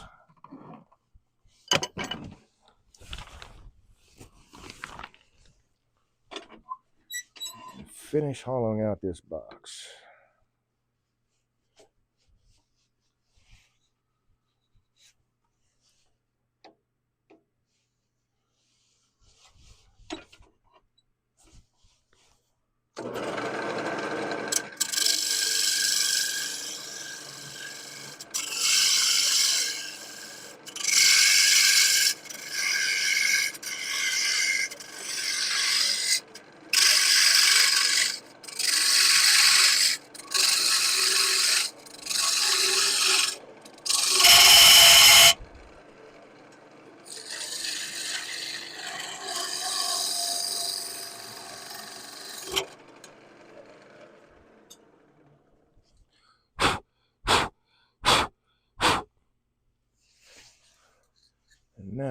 can use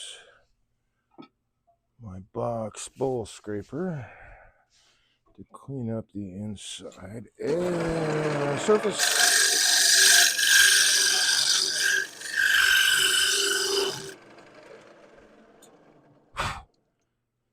A little bit more.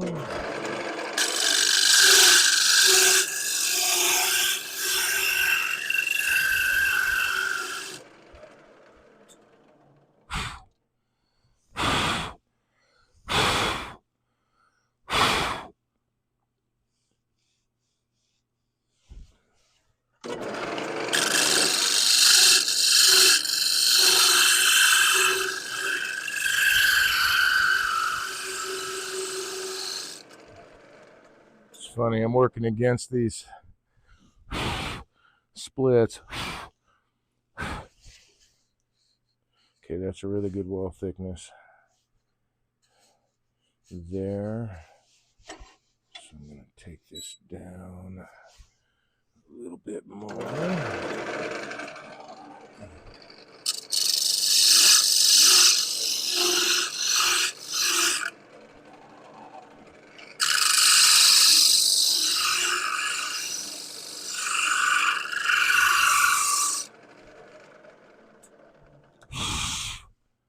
Beautimous.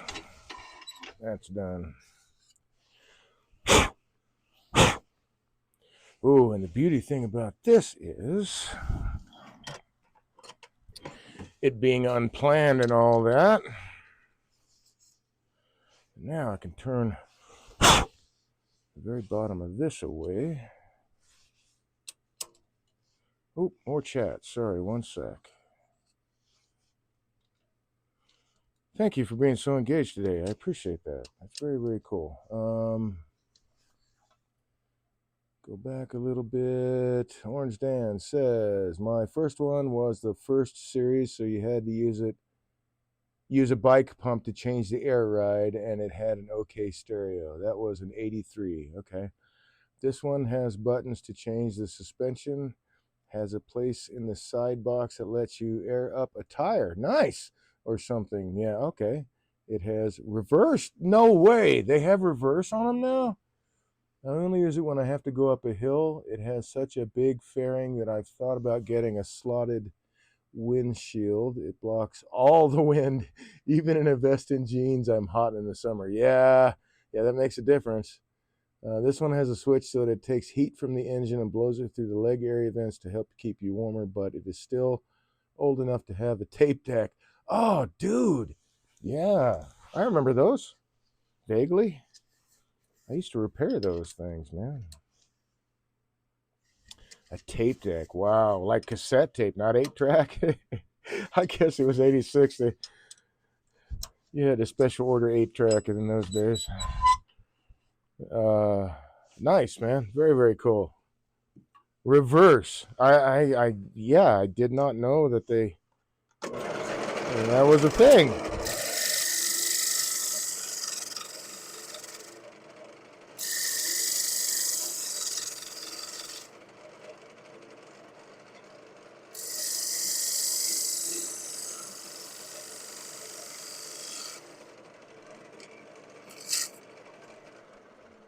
All right, let's check. I think it may not quite be straight. 90, we'll find out shortly. Yep, that's close enough. And then when I turn this again, I can make a little bit of a bead right there to finish this OG. Ooh, look at that. Oh, I think that grain, if I can get it to line up right, that's looking really nice.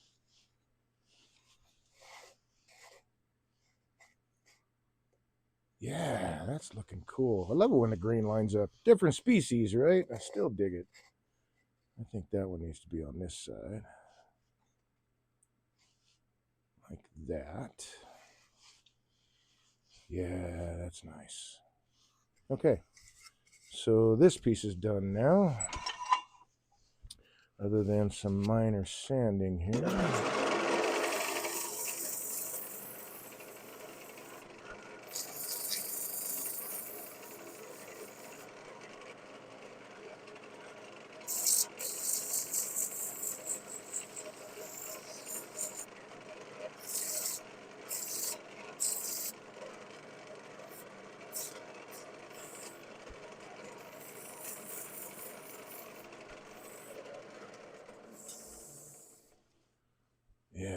go. Nope, dang it. Almost.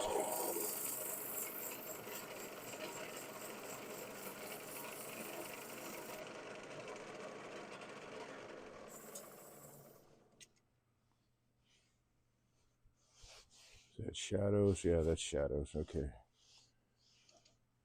So that should finish really nicely. Oh, I should hit it with 220 though. So let's grab a piece of 220 here. That was 150 grain of grit.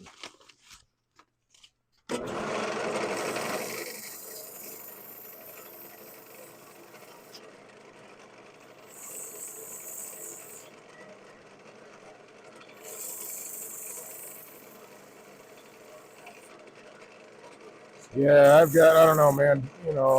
Black locust, I think is a really cool wood because it fluoresces. I know there's a couple of other ones, but I want to play with different ideas with black locust too.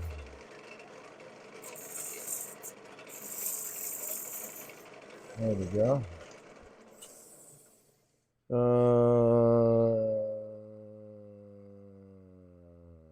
Cassette tape, not an 8-track, Orange Dan says.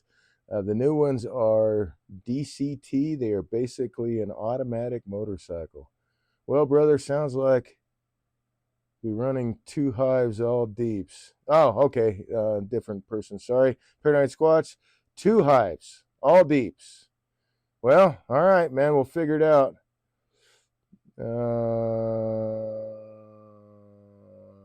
Then he messaged, Paradise Squatch message Orange Dan, what was your rate? Oh, yeah, right. Because Paradise Squatch is also a Navy veteran. Yeah.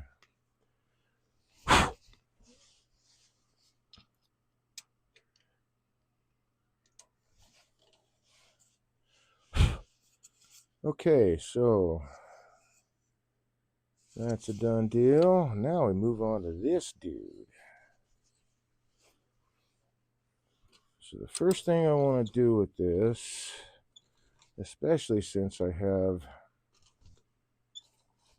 enough material to play with,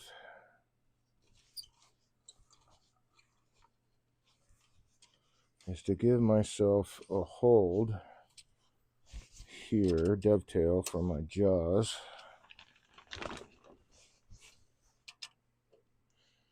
It's kind of nice that it's not 0 degrees out here tonight.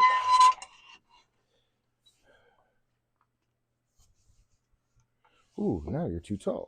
There we go.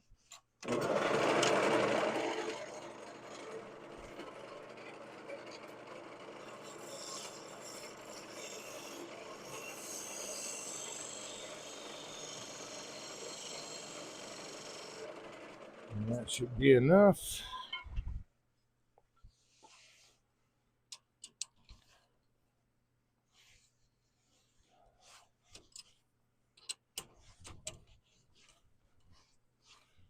Got about a 1/16 of an inch dovetail that I'm dealing with.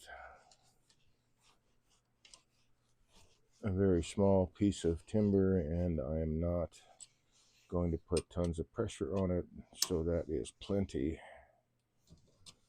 to hold on to this piece of walnut. Ooh, it's got beetle markings all in it too. I wonder if I can capture any of that with... Okay, so this is the bottom. That fits like that, so I got to make a spot for the tenon here.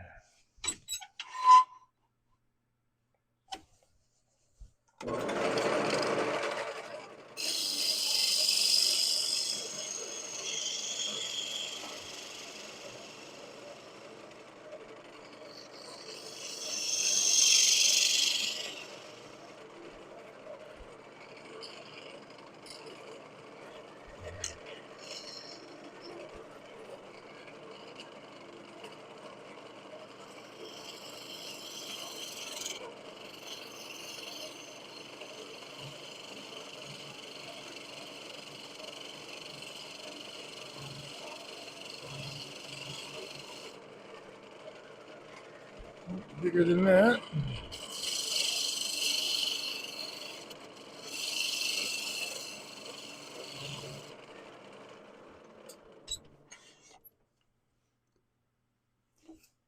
bit bigger than that, but now I can use my box scraper, which I so thoughtfully put away.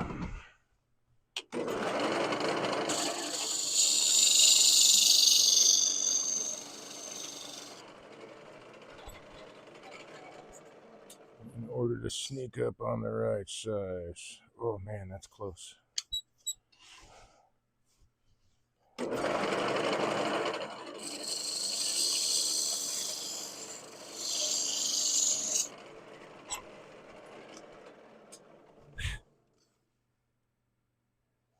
Oh, lovely.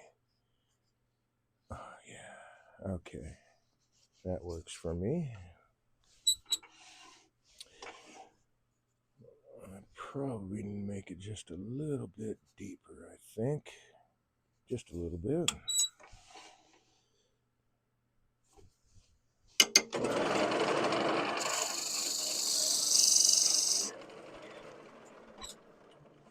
And that should sit properly. Oh, I may have to actually go a little bit more. Let's see. I want to have a cove here on the underside. Oh, actually, I should really look at this here. Hold on a second. I may need to just...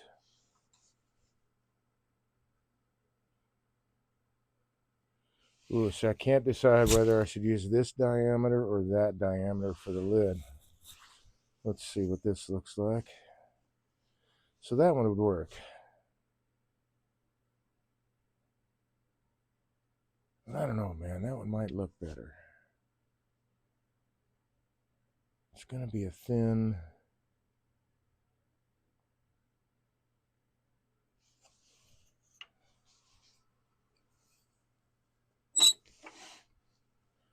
I'm going to go with what I got.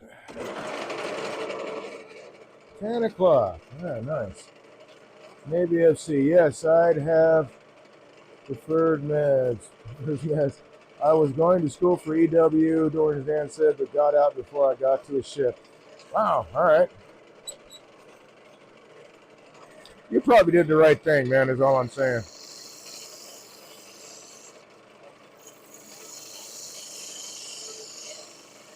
I mean, I don't know. I would have liked it out.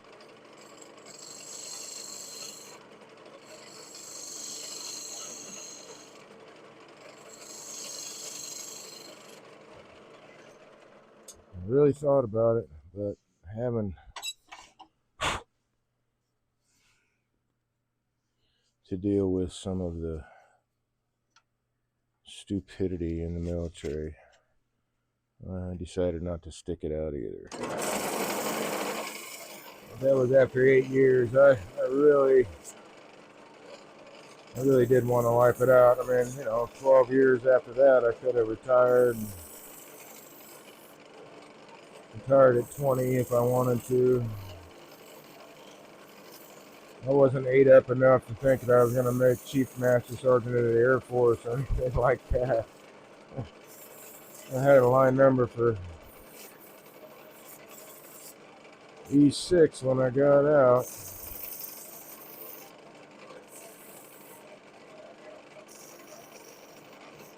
It's hard to do, man. I was jealous of you Navy guys, man, because it sure seemed like you guys could get rank really fast.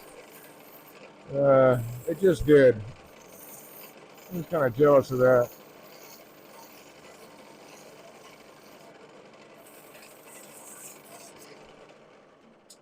I mean, I'm not now. I'm not in the service, but at the time, I was a little jealous of that because it seemed like Navy got their rank faster.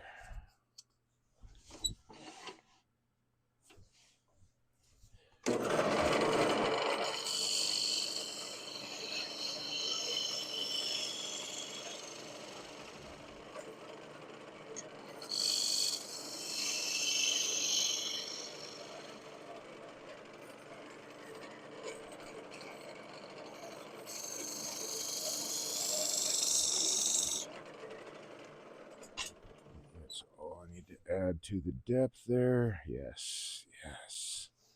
I'm liking it. Okay, so I need to round this edge over. Let's get these tools out of the way. That tool out of the way. I was jealous of the Air Force guys. We ran all over, and they played volleyball. Yeah, no shit. Not the Air Force I was in, but yeah, I've seen it. Yeah.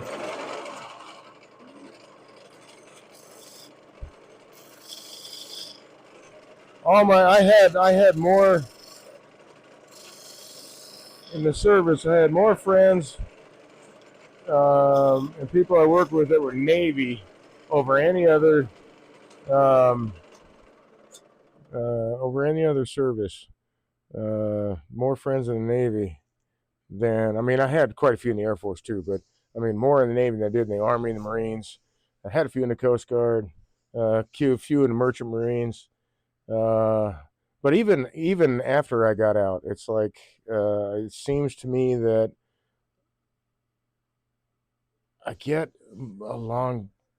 I don't know. Most of my military friends or veteran friends are Navy also. There's a smattering of other things, but most of them are Navy for some reason. I think it's really a trip. Okay, so that's going to sit there like that. It's got a nice little cove on the underside here.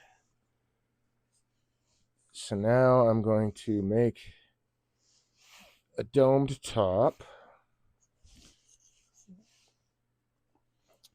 And I want to... Oh, maybe I should... No, we'll leave that alone. I want to... I'm really still thinking. See what I can do here.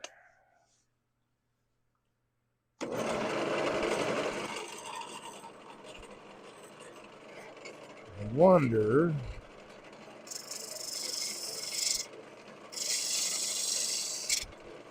if I can get away with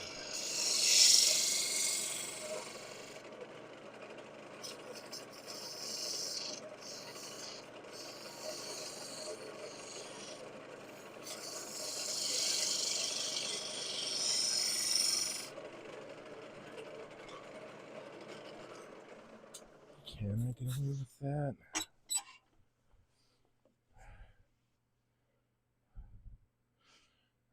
It would just look really neat. All right, I'm going for it. I'm going to make it a 2-tiered lid, apparently, because I think it'll look really cool. Wrong skew. I need to grab a different skew here. Let's go with that one.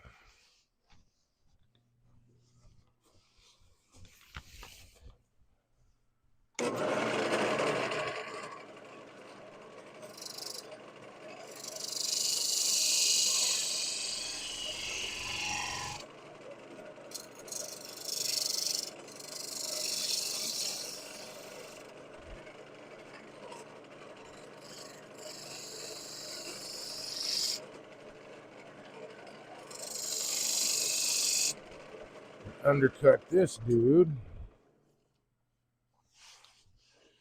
And then, did I bring it? My 40-degree spindle gouge, which I rarely use, will be perfect for this.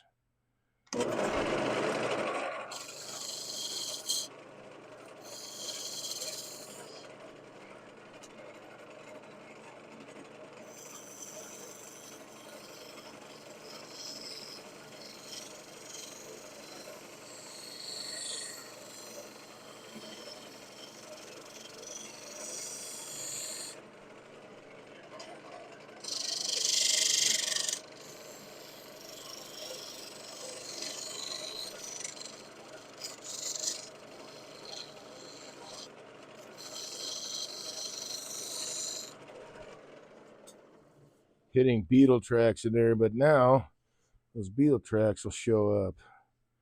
That's nice. I'll take it, man.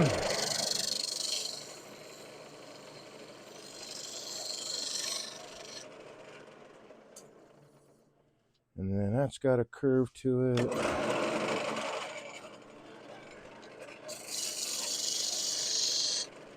And that's got a curve to it.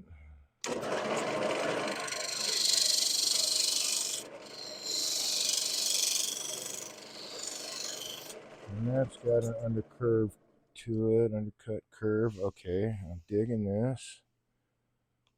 And then now I can flip it around. It may not fit on the inside, which would be a drag.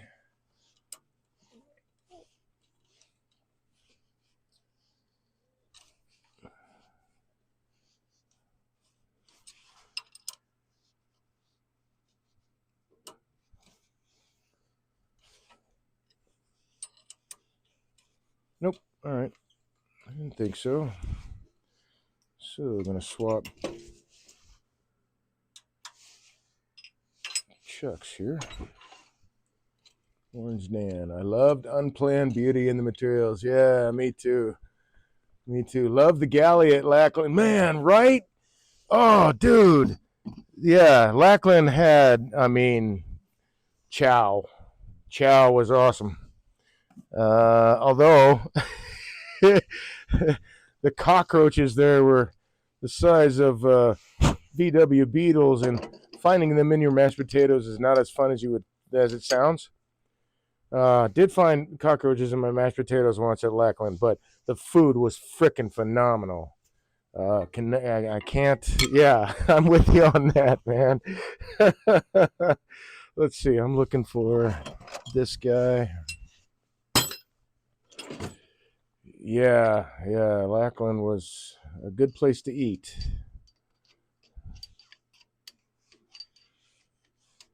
I got lucky because I joined. Well, when I joined the service, the rotation they put me on was in September. So when I got to Lackland, it was still hot, but it wasn't like summer hot. We still had what they called red flag days, where we were not allowed to go outside because it was just too hot.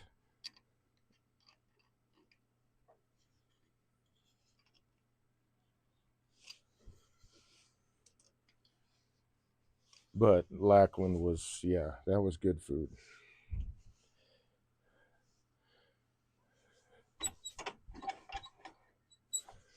All right, so I suspect I may have to change things up a little bit. If I don't know about these, I'm gonna try to keep these. Let me grab a nylon brush here.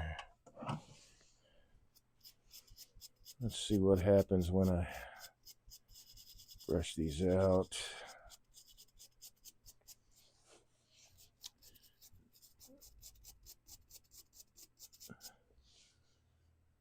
So I think I'll hit this corner right here with a little bit of abrasive.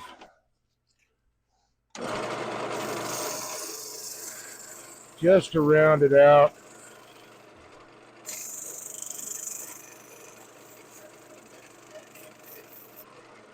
And we'll see.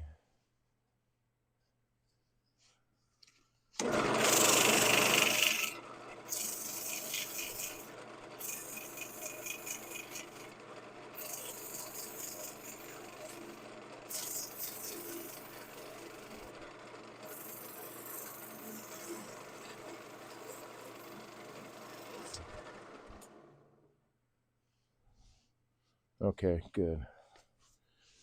And then I will take this guy, get rid of spindle gouges, bring back the bull gouge. Am I at the right height? A little high.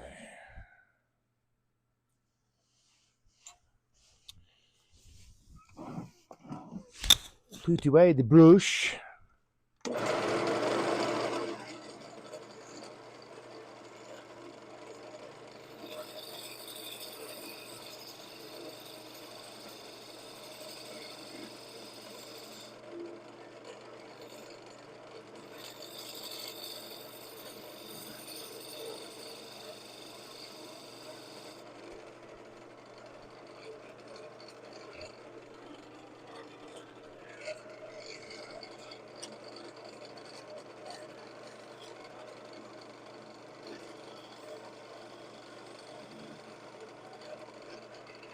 Oh man, I was going to turn a finial for that. Maybe I'm not now. Maybe it'll just be a 3-part box. Can always change my mind later. As long as I got material to work with anyway.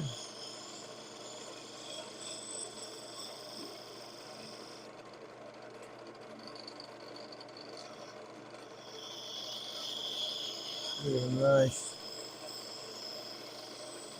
spherical shape out of that.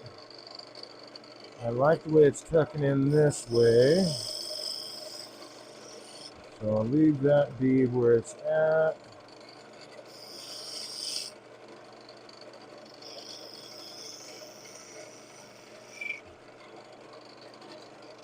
And then we'll finish the bead right there.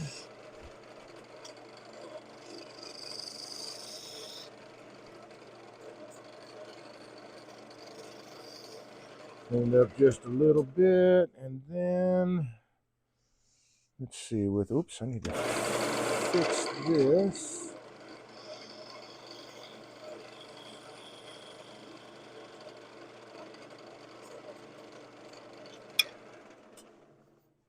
There we go. Could put an insert in there too, I guess. That might be neat. Let's see. I'm going to let's grab the 40-degree gauge. I'll put a bead right in the bottom of that. Hey, stop it. You are being super aggressive. Oh, because I'm too low below center. Too low below center. There we go.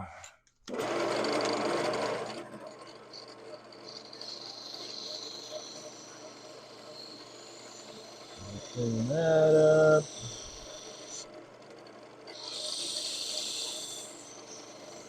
And then turn that bead.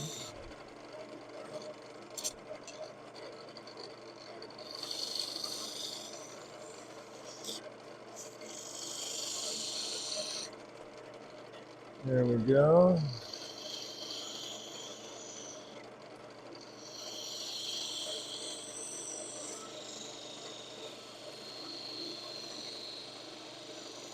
Freaking lovely. Ah, you are way too aggressive.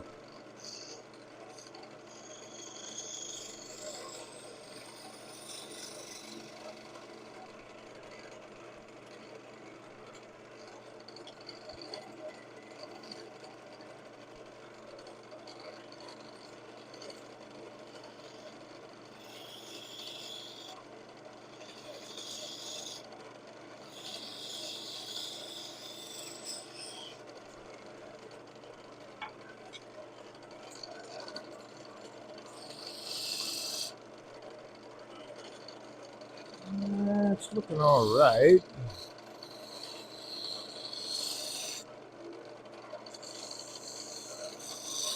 There we go. Now I've got a rounded bead there.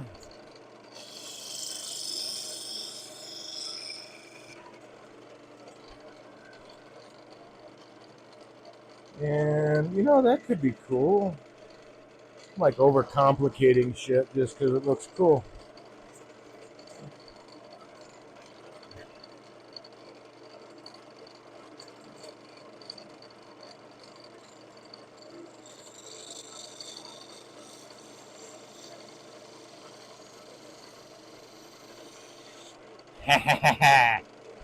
All right. I don't know why that tool is so freaking aggressive today. I must need to adjust the grind on it.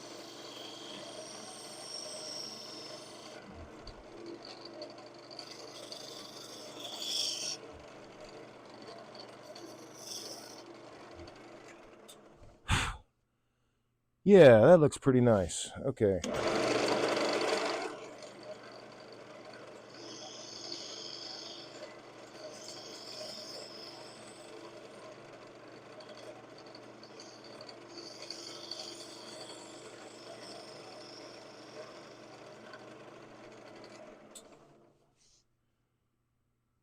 Let's see, I need to round that edge over a little.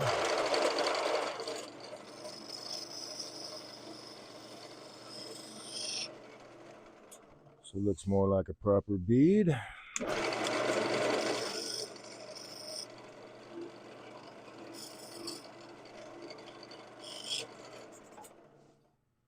Okay. This needs to be cleaned up just a little bit.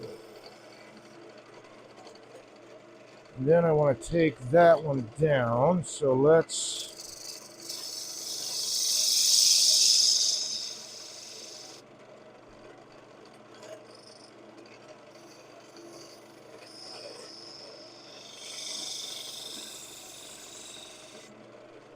take it down to there.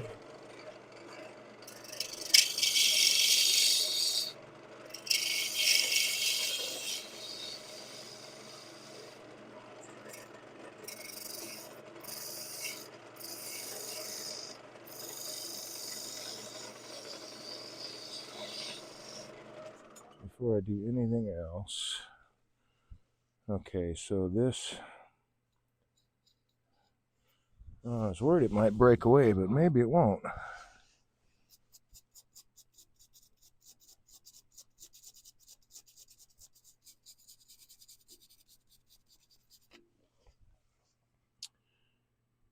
Nope, it looks like it might be strong enough to be okay. I can keep all that.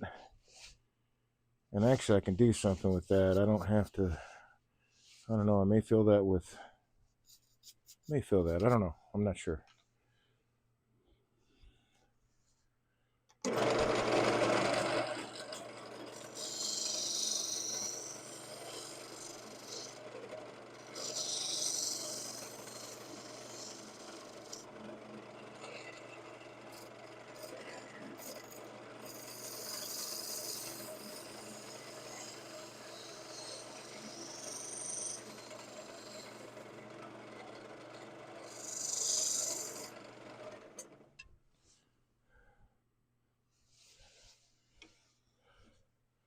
You know, that's looking pretty nice.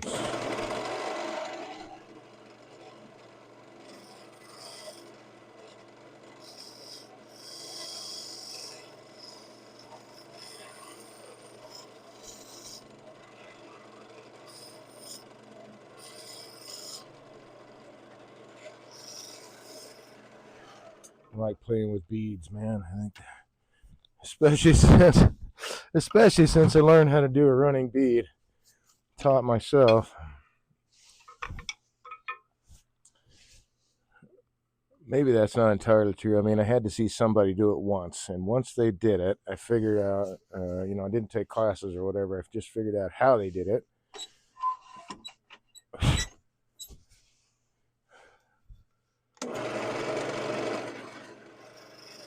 And now it's like my go-to when I'm running beads. Let's see, I need to catch this corner here.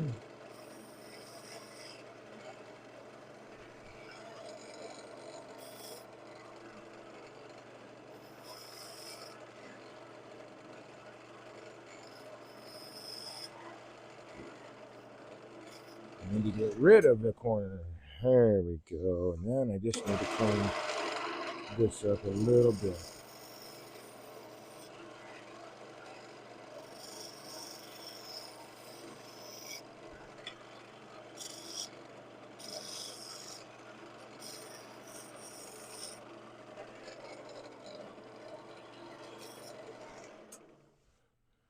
Yeah, that looks pretty cool. I like it.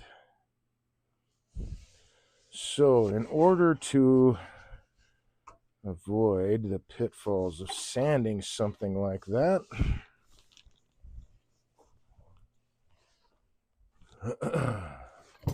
we'll go old school. And I'm going to need these guys.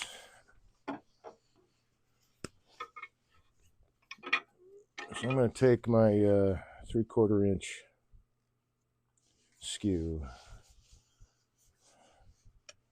and use it as a scraper.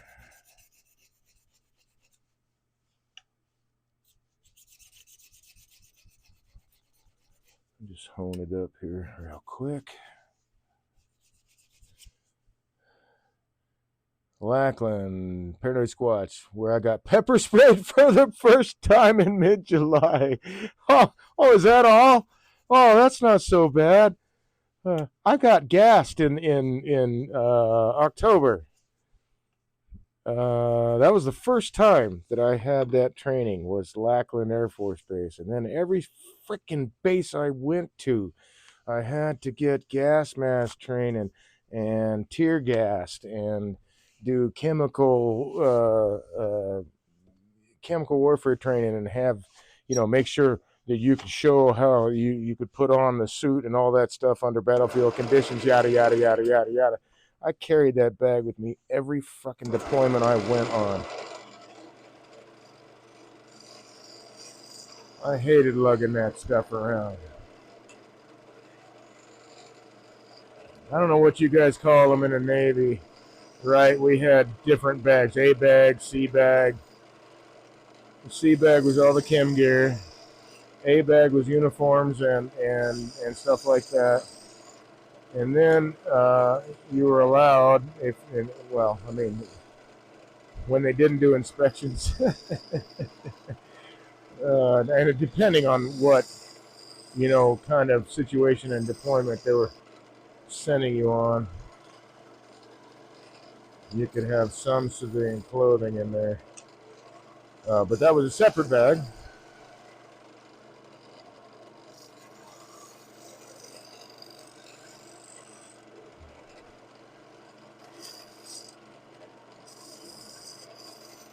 I still have my military sea bag. That's what I put all of my camping gear in.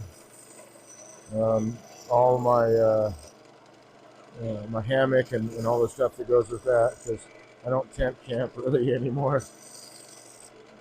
I find it hard to sleep on the ground now that I'm older.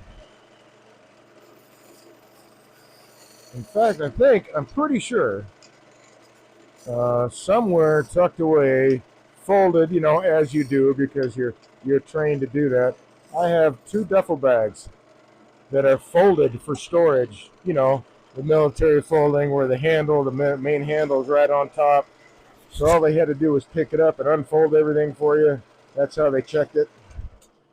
That always bugged me, but that's how they checked it. So I'm sure it was the same for everybody else.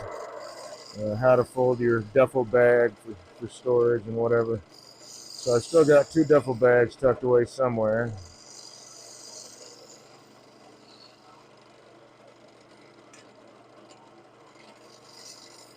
I've got an old military, big, huge, I think it's, 20 by 10 military tarp.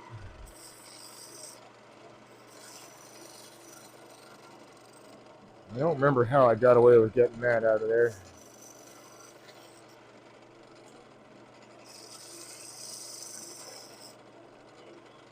But I still have that. I'm going to take it down to the canvas repair store, shop, whatever. It's over on 3 Mile.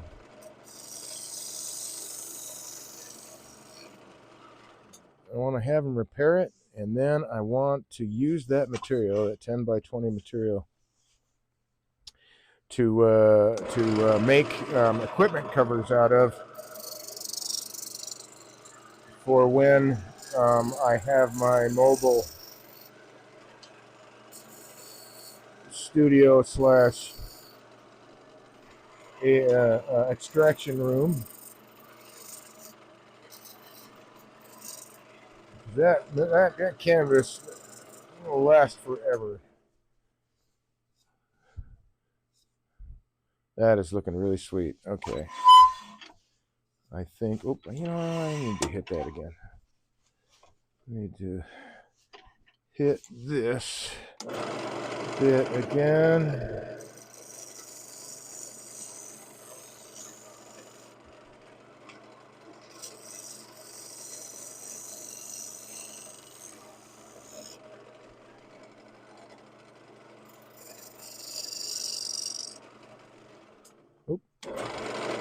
Oh, I accidentally put a corner on that.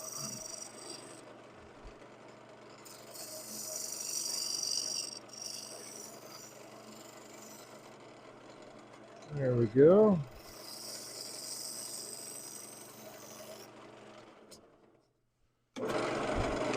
I left a tool mark. Why did I do that?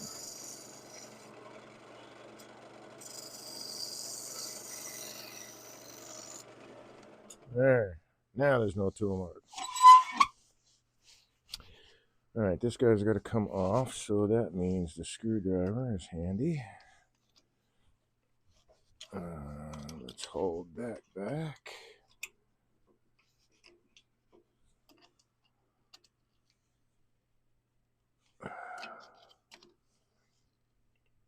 Oh, other direction. Duh. Lefty loosey, righty tighty, unless you're facing the wrong way to it. It's lefty tighty, righty loosey. Oh yeah. Okay, so there's all the bit. I'm gonna figure out what I'm gonna do with all these beetle holes. I think I'm gonna try to figure out a way. Man, you know what? I don't like that. Now that I look at it, I don't like it.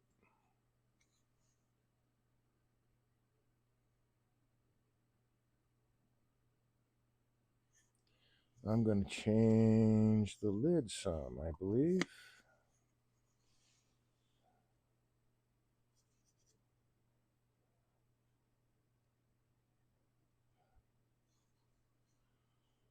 What am I going to do there?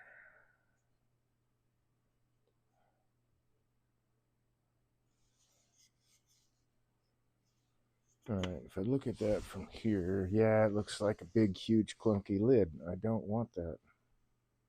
Okay. We fix, no problem.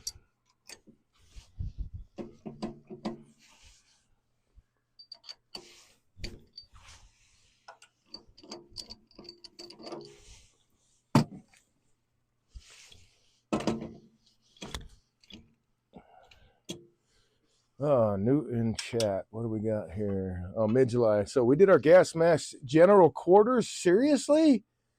Holy shit.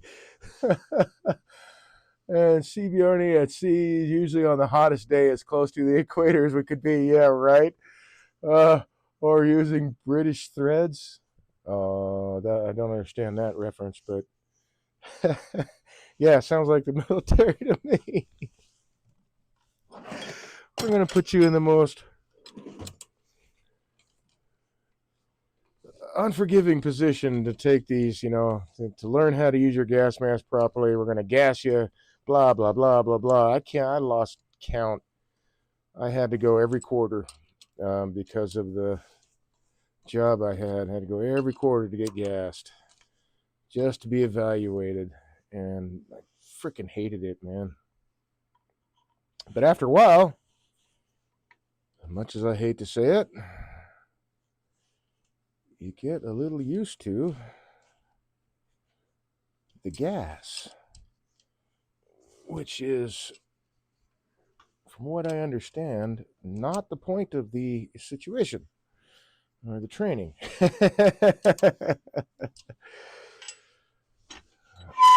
I heard horror stories about gas mask training from people too, man. But we had it the way we had it, or the way they had it set up. Every time I went to do it anyway, is they'd light the shit off and wait until the building was fully involved, and then you had to go in and find your gas mask. And it was a little bit of a maze, so you had to go in and find your gas mask, and then get it on, clear it, and then walk out. Excuse me for a second.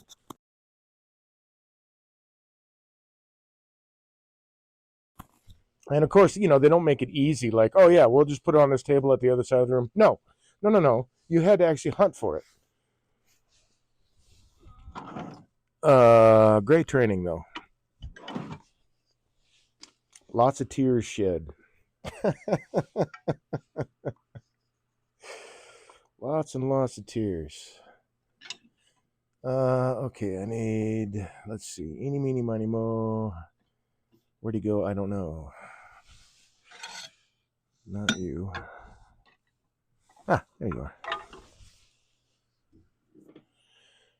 Okay, so I'm going to pare this lid down because I think it's too clunky.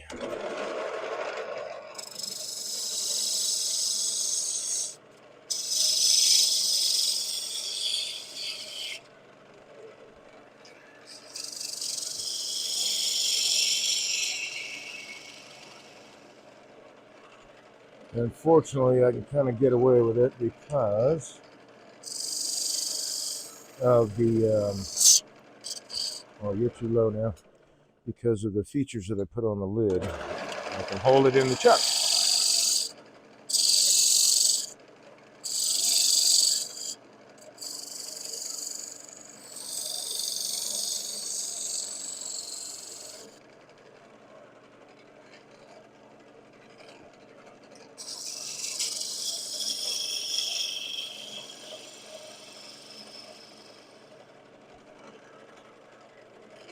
I don't know if that's deep enough. Oops. Just a skosh too tight.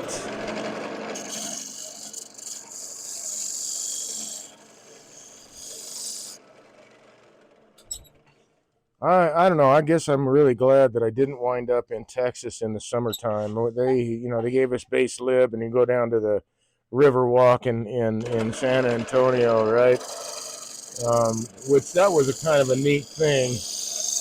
But we had to wear the dress blues, which it's wool.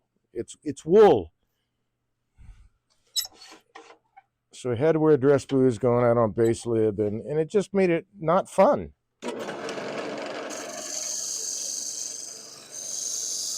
It was cool to see parts of Lackland or San Antonio, but the heat is stupid oppressive, especially when you're wearing your dress blues.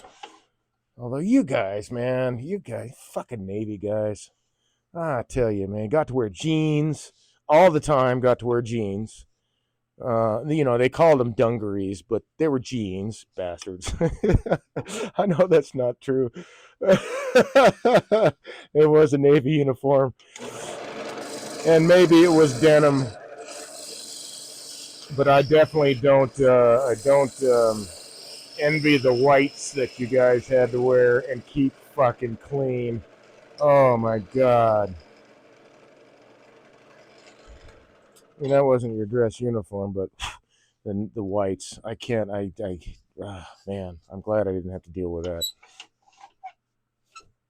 That would have sucked.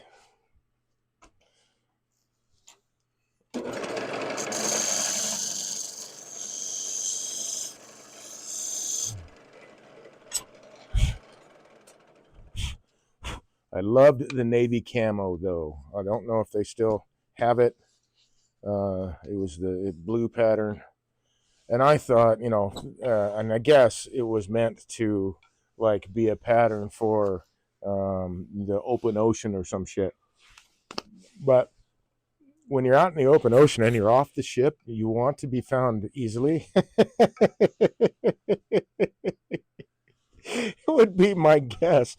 I always thought the Navy camouflage pattern was more suited to the Air Force because of all the blue and stuff in it, man. I always thought that just didn't make sense to me. I got the OD green BDU's battle dress uniform camouflage. I would have loved having the blue camo. That would have been great. I guess I could buy a set now, but I'm not in the military anymore. I really don't need to.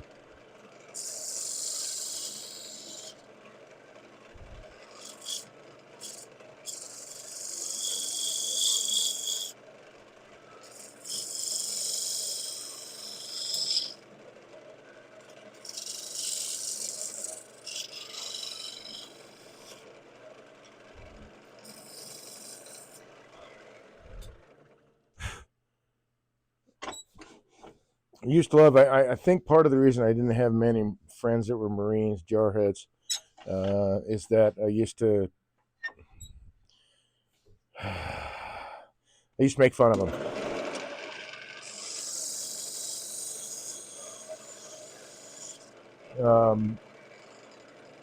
And tell them all the time, when they'd start shit, it's like, oh, just shut up. You're Navy. You're Navy. Get over it. You're Navy. Of course, that's one of the quickest ways to piss off a Marine. Even though it's true.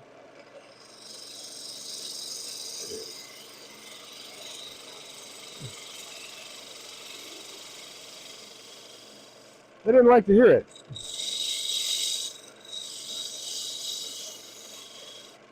Many of them are badass motherfuckers, don't get me wrong. But I did actually know a Navy SEAL or two, and they were some badass motherfuckers too. So, I don't think just being that's looking better. I just need to do something about this part of the rim. I think I'm liking this now. Um, uh, and then of course I knew some CBs. Those were some crazy sons of bitches. What do you say? I had the green BDUs, never got the blue camel ones. Yeah, the dungarees. Yeah, I would have loved to have had those too. Those were really, really nice.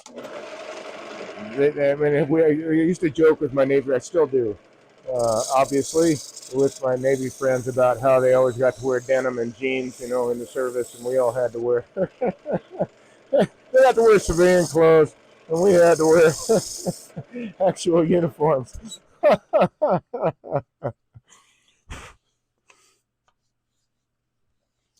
Oh, man. Almost there. I know what I need to do with it now.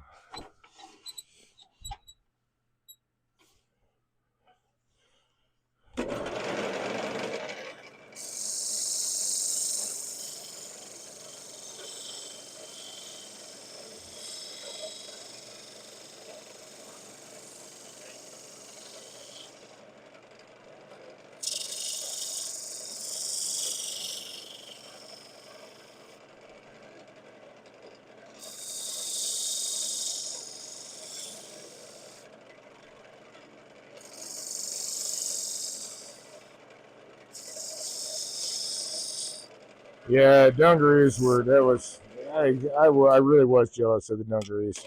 I can honestly say.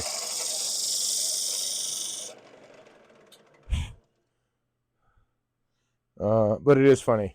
It is funny.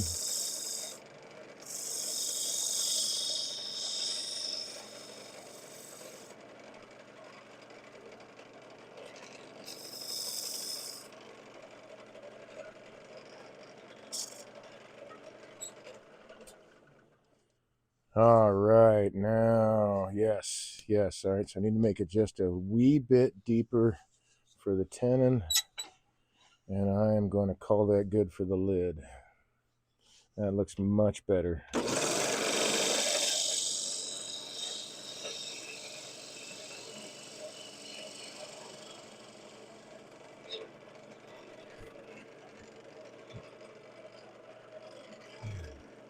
No, Dave, don't do that. I was just going to be a smart aleck and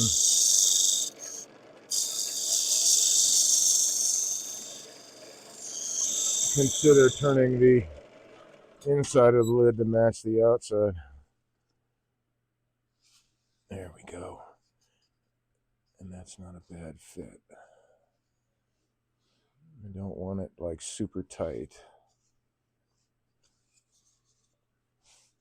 Let me make a little bit of an adjustment here with this scraper.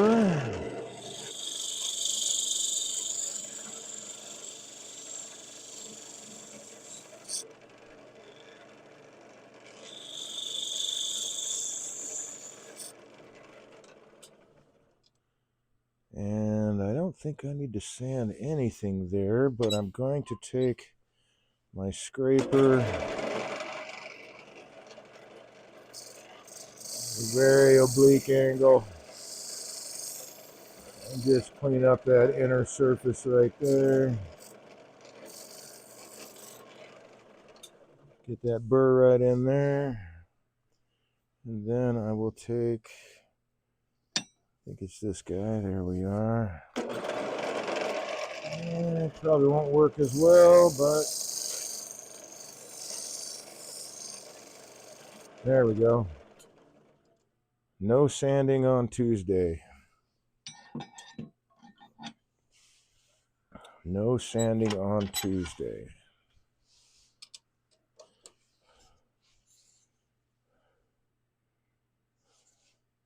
So if we put all these together, once we line up the grain, yeah, that's a cute little box. I think that's just deep enough. Oh, now I'm trying to decide, should I make this bead a cove instead? I think I should.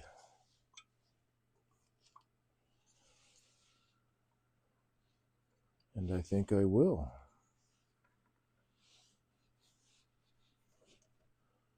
Of course, you know, every time you guys got on ship, it was, 6 months later, got to see you again. And I can't even imagine like oiling, all the, the chain, the anchor chain, and all the cables. I know that I was told the reasons behind the nets across the front and all that stuff for painting and all. I'm like, Jesus Christ. I didn't have that job, but getting your uniform clean after all that oil, I know, was just stupid.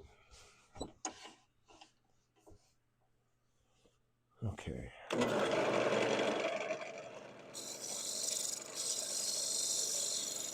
Painting the ship at sea, keep the rust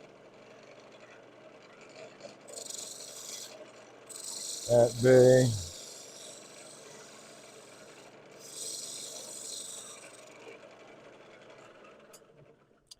Although seeing the ocean at night had to be freaking phenomenal. I did that once when I was lost at sea. Got to see the ocean at night. It was flipping amazing. So I can only imagine traveling around the world on a carrier or whatever, a ship. It doesn't have to be a carrier, right? But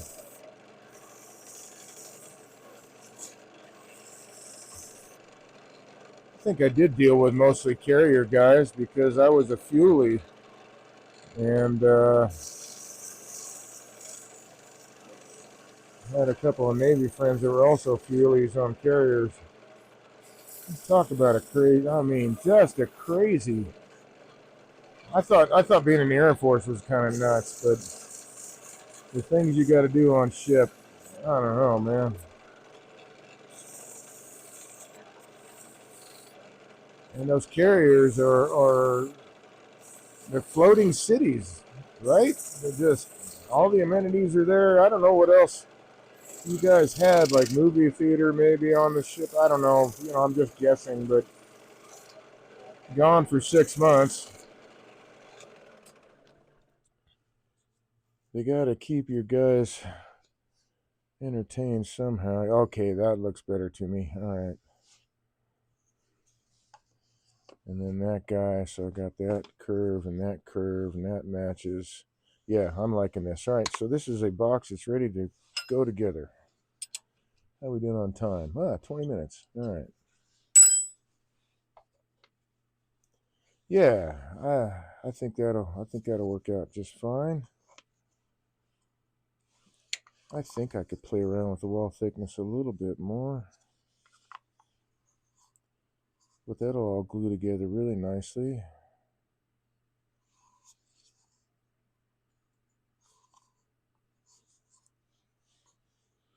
And it'll be a neat little box. Nice little conversation piece. Cool. Nice.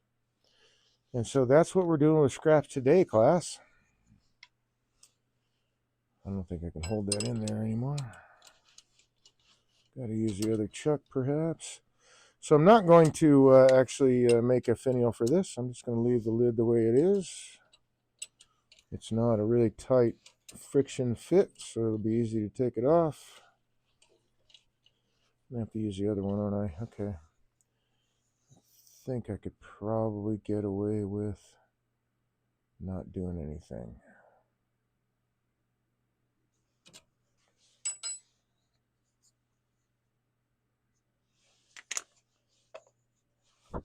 Cool. All right.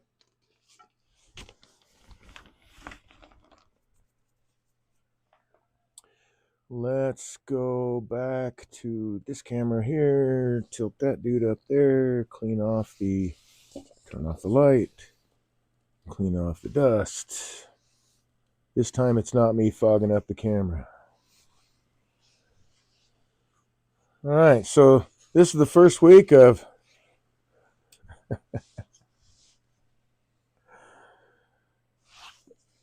I don't know if that's really a great.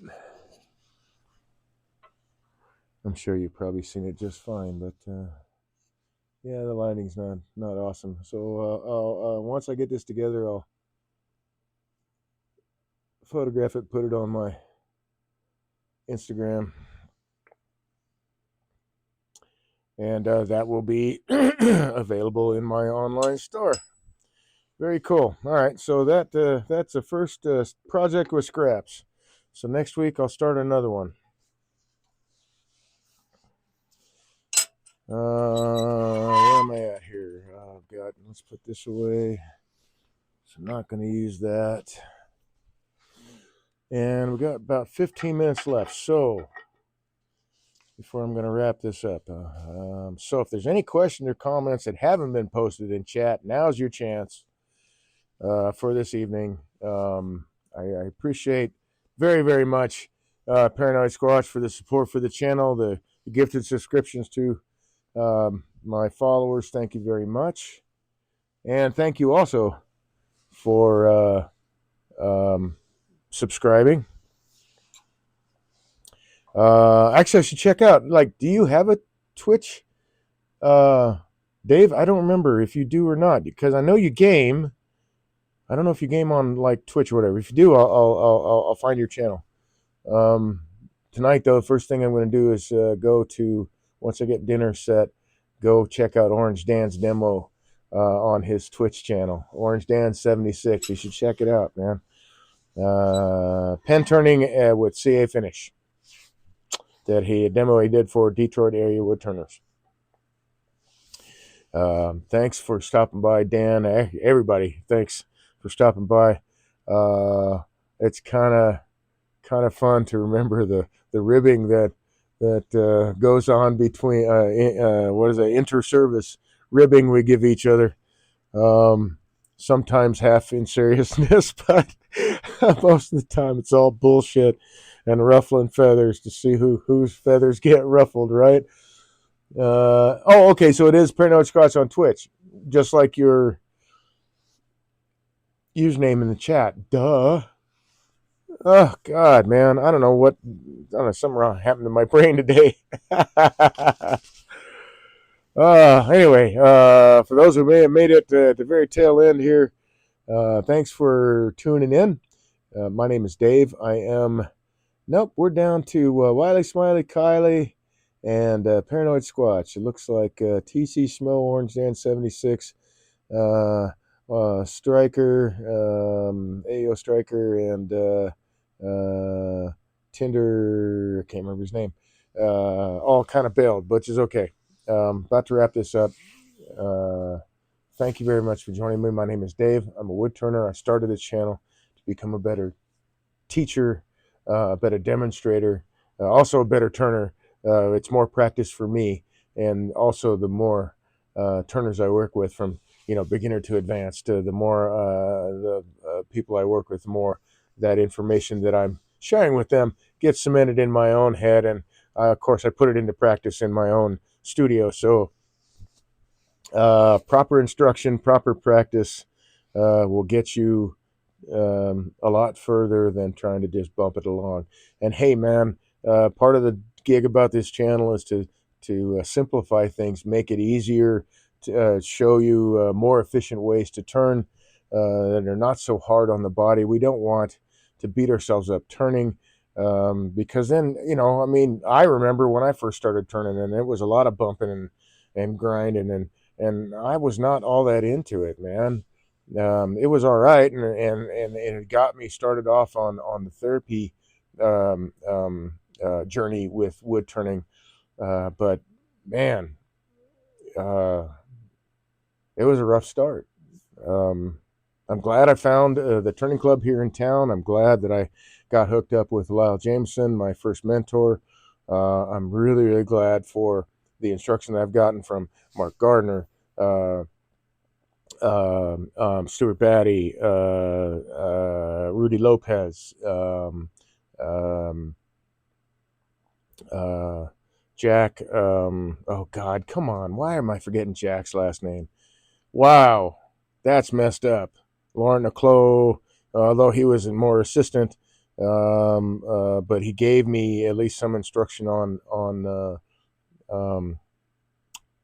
the Badan, which helped a lot.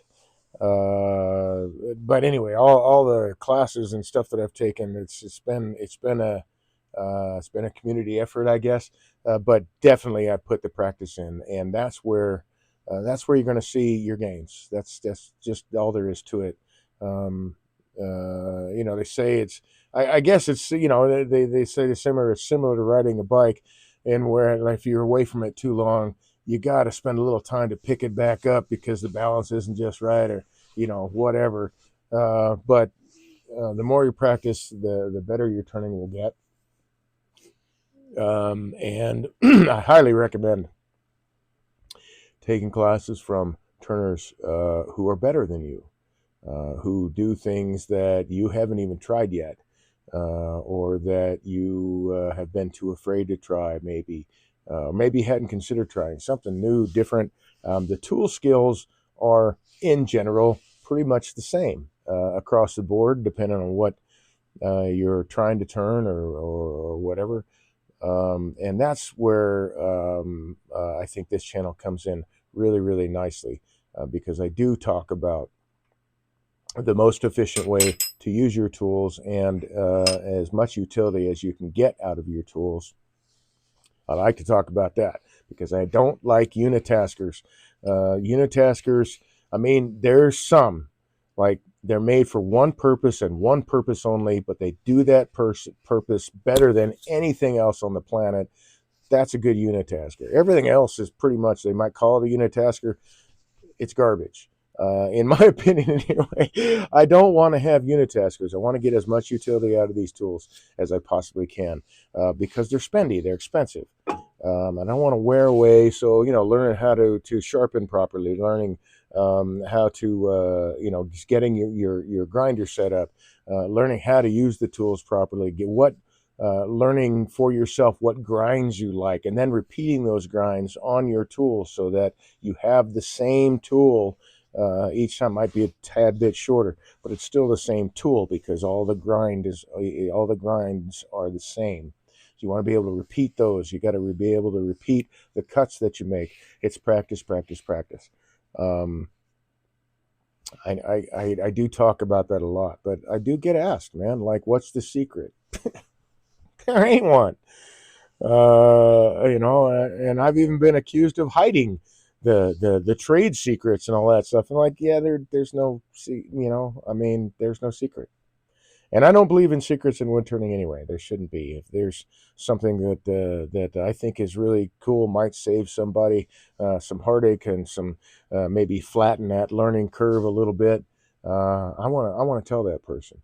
Um, I mean, I'm trying to turn this therapy thing, turning into a living, right? So I love to teach. I want to be able to teach all that stuff. I don't want to hide anything because who knows, man? I mean, I'm not the best turner on the planet. I don't think I'll ever be the best turner on the planet. That's somebody else's gig. But me being able to show somebody how to use tools properly, and they can take off on their own wood turning artistic journey, who knows what they'll produce, man. I want to be able to be in contact with those people, because it also inspires me, and gets the juices flowing in the old brain matter, the gray matter there for myself. I think it is a great way to foster a community like that. It's like everything else. So there's always going to be the occasional asshole, but in general, I think the wood turning world is pretty groovy that way. And I'm happy to be part of it. So, go forth and turn and practice. Thank you for joining me this evening. I'm going to go ahead and wrap it up. Thank you for joining me this evening. I hope you stay friendly. I hope you enjoy the rest of your evening, and I hope to see you again tomorrow. If not tomorrow, Tuesday and Wednesday next week. And as soon as I have my new schedule set, I'll be broadcasting it out on the social media platforms and all the socials, I guess is the right way to say it. So stay tuned for that. I'll be doing on those days. I want to be able to do that so that I can actually do full-blown projects, and you can go with me step by step through every single project and how I approach everything. Um, um, yeah, so like that. Thanks for joining me. Thank you again for the wonderful support that I get from this community. I really appreciate it. I hope that I'm able to reciprocate. I do my best. I think this is a great platform to stream from, and a lot of great people I've met here. So thank you. And having said that, good night. I'll be back again tomorrow night, 8 o'clock Eastern Standard Time. I don't know why I almost said Pacific. Eastern Standard Time. I hope to see you there. Take care, folks.